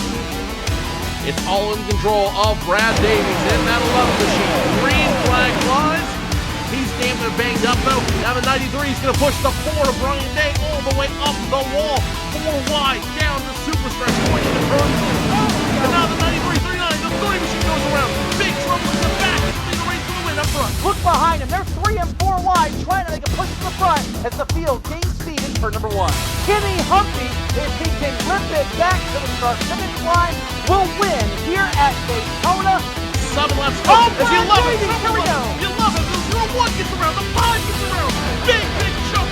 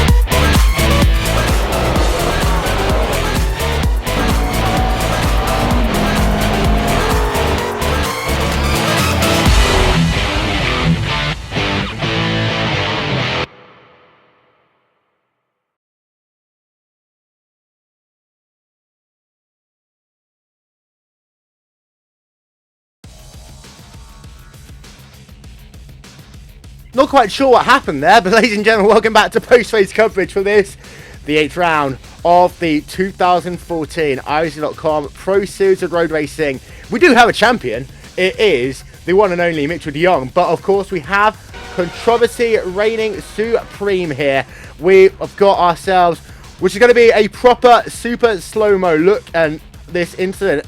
Alex, try and break it down for us, because Holtzman came in, and there was a lapped car ahead, and they were catching them moderately quickly. But then, really, it just all kicked off in the space of about 3 seconds. I think after that Vortex Sim Racing driver had to find a way past Riku, Riku came then back across the racetrack because he really had nowhere to go. But of course, it comes back down to the fact, should he be driving a damaged car on the racetrack? Yeah, I think the short answer to that is no. It was far too slow. Unfortunately, he was sort of right in the wrong place at the wrong time, and yeah, Patrick obviously had to make evasive manoeuvres to avoid him. Had moments to think about it as well, and really had no choice but to dart to the right there. And yeah, I mean, what happens afterwards? You know, some might say it's one or it's the other, but in that situation, I think, you know, everybody's within the right to go for anything there. Your teammates off the track, there's no harm in going for it. But yeah, the root cause there, unfortunately, is the damaged car. Had that not been there, they would definitely have not been in the position. But yeah, I'm just looking at it slowly again now here, and The thing for Holtzman is, actually, he was so damaged that if Carl had actually waited until the exit at the bus stop, I think he would have beaten him out of that corner. As we can just see here, Carla, we've slowed it all the way down. He looks down to the inside, coming down. I mean, he does actually have all four wheels on the track, so he finds a gap, but then actually he, just because of the way I think that works, that the two then make contact coming down into the corner. We'll cycle that camera around. There you can see Holtzman, very lucky actually the way he kind of spun that car. That Carla hit him and kind of pushed him back into the right direction again in some ways, Johnny. Yeah, and well, people said before, people were saying it was sort of Holtzman's fault. Don't really think it was. More of a racing incident. If anything, it was Riku's fault. We were talking in the ad break. But, yeah, I mean, Carla, I mean, he was pretty much trying to say, yeah, I'm going to pass Patrick as fast as I can now. If he had calculated it much more perfectly, he could have gone to the left and then played the chess game and gone around the final chicane, as you say, maybe beaten him in a drag race across the line, much like Sebastian Job did, almost did, to Patrick for P2. Oh, yeah, and all I can say is it has been an absolutely crazy, and I mean crazy race here today. Here you can see, just by the way, the Vortex Sim Racing driver, and that was Dimitri Yanis. And here you can see, a Wild Holtzman appearing, just coming backwards through the bus stop. Now, the thing for Holtzman as well, I'm surprised actually that he didn't get a penalty. He might have actually got himself a penalty, Alex, but because of the fact that he was backwards, he probably kind of like self-eradicated himself after he let Yanis go past him. Yeah, I think he did there actually. It looked like it took him a few moments just to start getting on the gas, and that's what gave Seb half a chance at getting by. And yeah, just not quite able to make it. And in Patrick's point, just able to hold on as well. So yeah, I think he probably would have got the slowdown penalty there and would have been just willing that to go as quick as possible.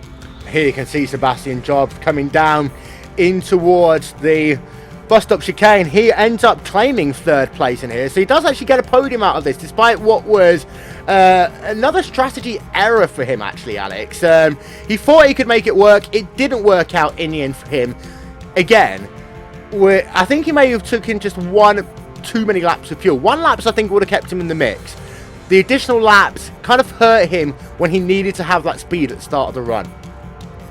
Yeah, I think you're probably right there. We're just one lap too much. The final pit stop wasn't quite as quick as perhaps we were expecting as well. Of course, he lost a fair bit of time in the pits, and we were thinking maybe 2 seconds would have been gained back in that final stint, and in fact it was only about 0.6 of a second. So I think he was about 6 seconds behind the guys before they made their mistakes. So yeah, even with that slightly extra middle stint, just set him back just a little bit too much. Well, ladies and gentlemen, here are your top 10 once again. It's Mitchell de Jong, who by winning the race claims the championship in his Orion race team car. With Vado Racing's Patrick Holtzman able to hold on for second. Sebastian Job third for Apex Racing UK. Tommaso Carla in P4 for Movano Racing. Triple M's Silvio Barazzini rounds out your top 5. Marcus Caton, Yao Vaz, David Corps, Christian Tanahote and Sebastian Dunkel round out your top 10. Just actually having a look one more time. We'll just stop it here and have a look. Now, I'm having a look at when Holtzman crosses the line and actually when Sebastian Job comes into play. I do think actually that Holtzman did get a penalty of about a second or so, Alex, because you can see they come past the start-finish line there, and Holtzman is clearly about a second, maybe about 1.2 seconds ahead, but then Job is only shown as being a tenth back in the final result sheet. Yeah, I think he would have served most of that penalty actually, as he, like you say, as he was backwards and recovering back to the track. So it was he probably just couldn't quite get on the gas straight away. But yeah, that made it very, very close. Well, what a race it has been here today, and of course we will get you championship standings in just a moment's time. As soon as we get them, in fact I believe they are almost here, we will get those for you.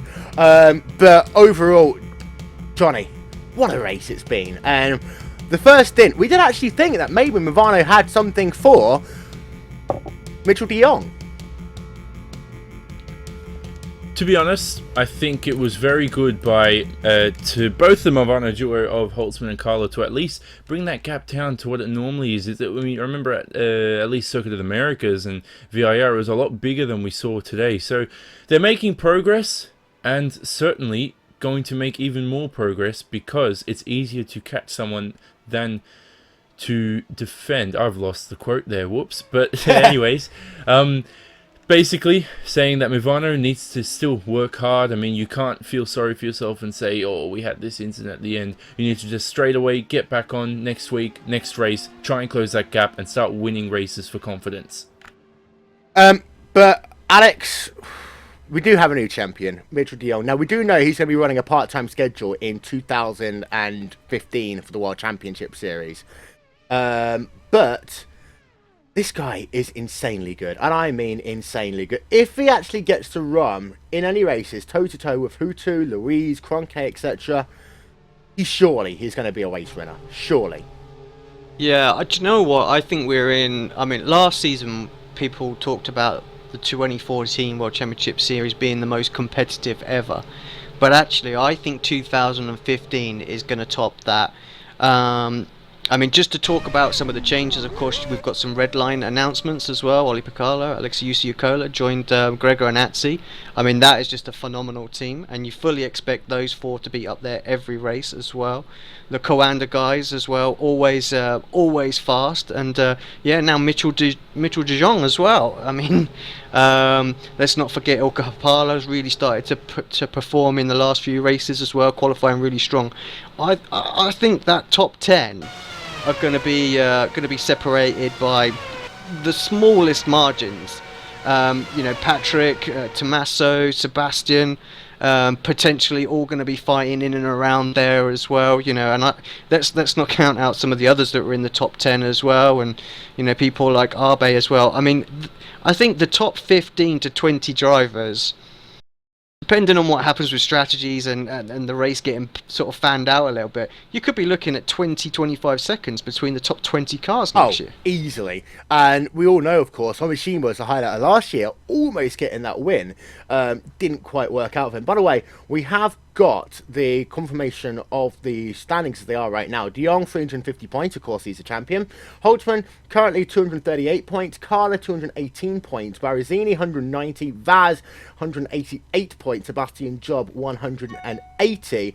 Just having a look through and trying to figure out how many people are in. Diego Oliveira has 65 points right now, so therefore anyone with over 165 points is guaranteed entry into the World Championship Series. That means that we have got ourselves 7 drivers confirmed for the World Championship Series, Alex. They are Mitchell de Jong, Patrick Holtzman, Tommaso Carter, Fulvio Barazini, Yao Vaz, Sebastian Job, and Marcus Caton. They've all got the golden ticket. David Corps, Christian Tanahote, Irisake, Lindsay, Mancusi, even Avery, I think, realistically are in.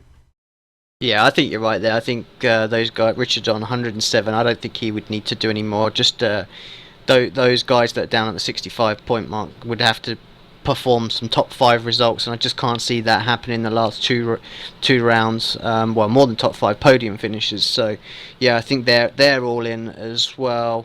You know, people like Yanis, Clark, and David there. I think they just need to turn up and get themselves 10 points or something like that in the last 2 races, and they're secured as well. Atsi probably needs to turn up for one more race just to guarantee his license. Well, yeah. But yeah, I mean that battle for 25th. No Ben Cornett this week. Justin just moves himself into 24th. Yelenko as well. All the way down probably until, say, 29th. Now, I would think it's extremely close and anything could happen. Riku needed those 20 points that he was set for today. That would have put him in 60-odd points right in the mix. It's going to be tough in the last 2 races unless he scores himself, you know, 2 sort of top 8 positions, I would think. Yeah, I agree. And I'm actually having a look as it stands right now. We'll run through your top 20 through 30. Tomo Meglek has 93 points. I'd say he's close to being safe. Emil Henriksen, 81 points, just on the outside of the bubble zone. Thomas Stern, 74. Then you've got Ben Cornett, Justin Lindsay, tied at 72. US Lienko with 70 points. Then you go back and you've got 65 points Liga Oliveira, 61 points to Hunter Manley. And then 28th place Takahari Ishawaka with 59.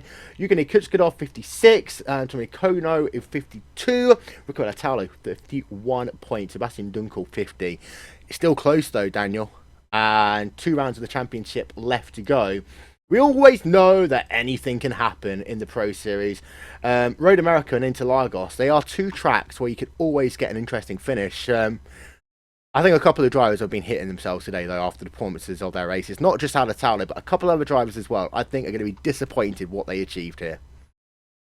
Yeah, definitely. I mean, we're going to Road America and Interlagos, 2 very different tracks. Road America, very much a straight line track, whereas Interlagos, you got that really tight infield section there, but then you got the really long, really fast sort of speedball around the outside. So it'll be interesting to see what happens to the last 2 races, and it's for some of these guys it won't be over till it's over. So it's going to be really tight, like we saw in WCS last year.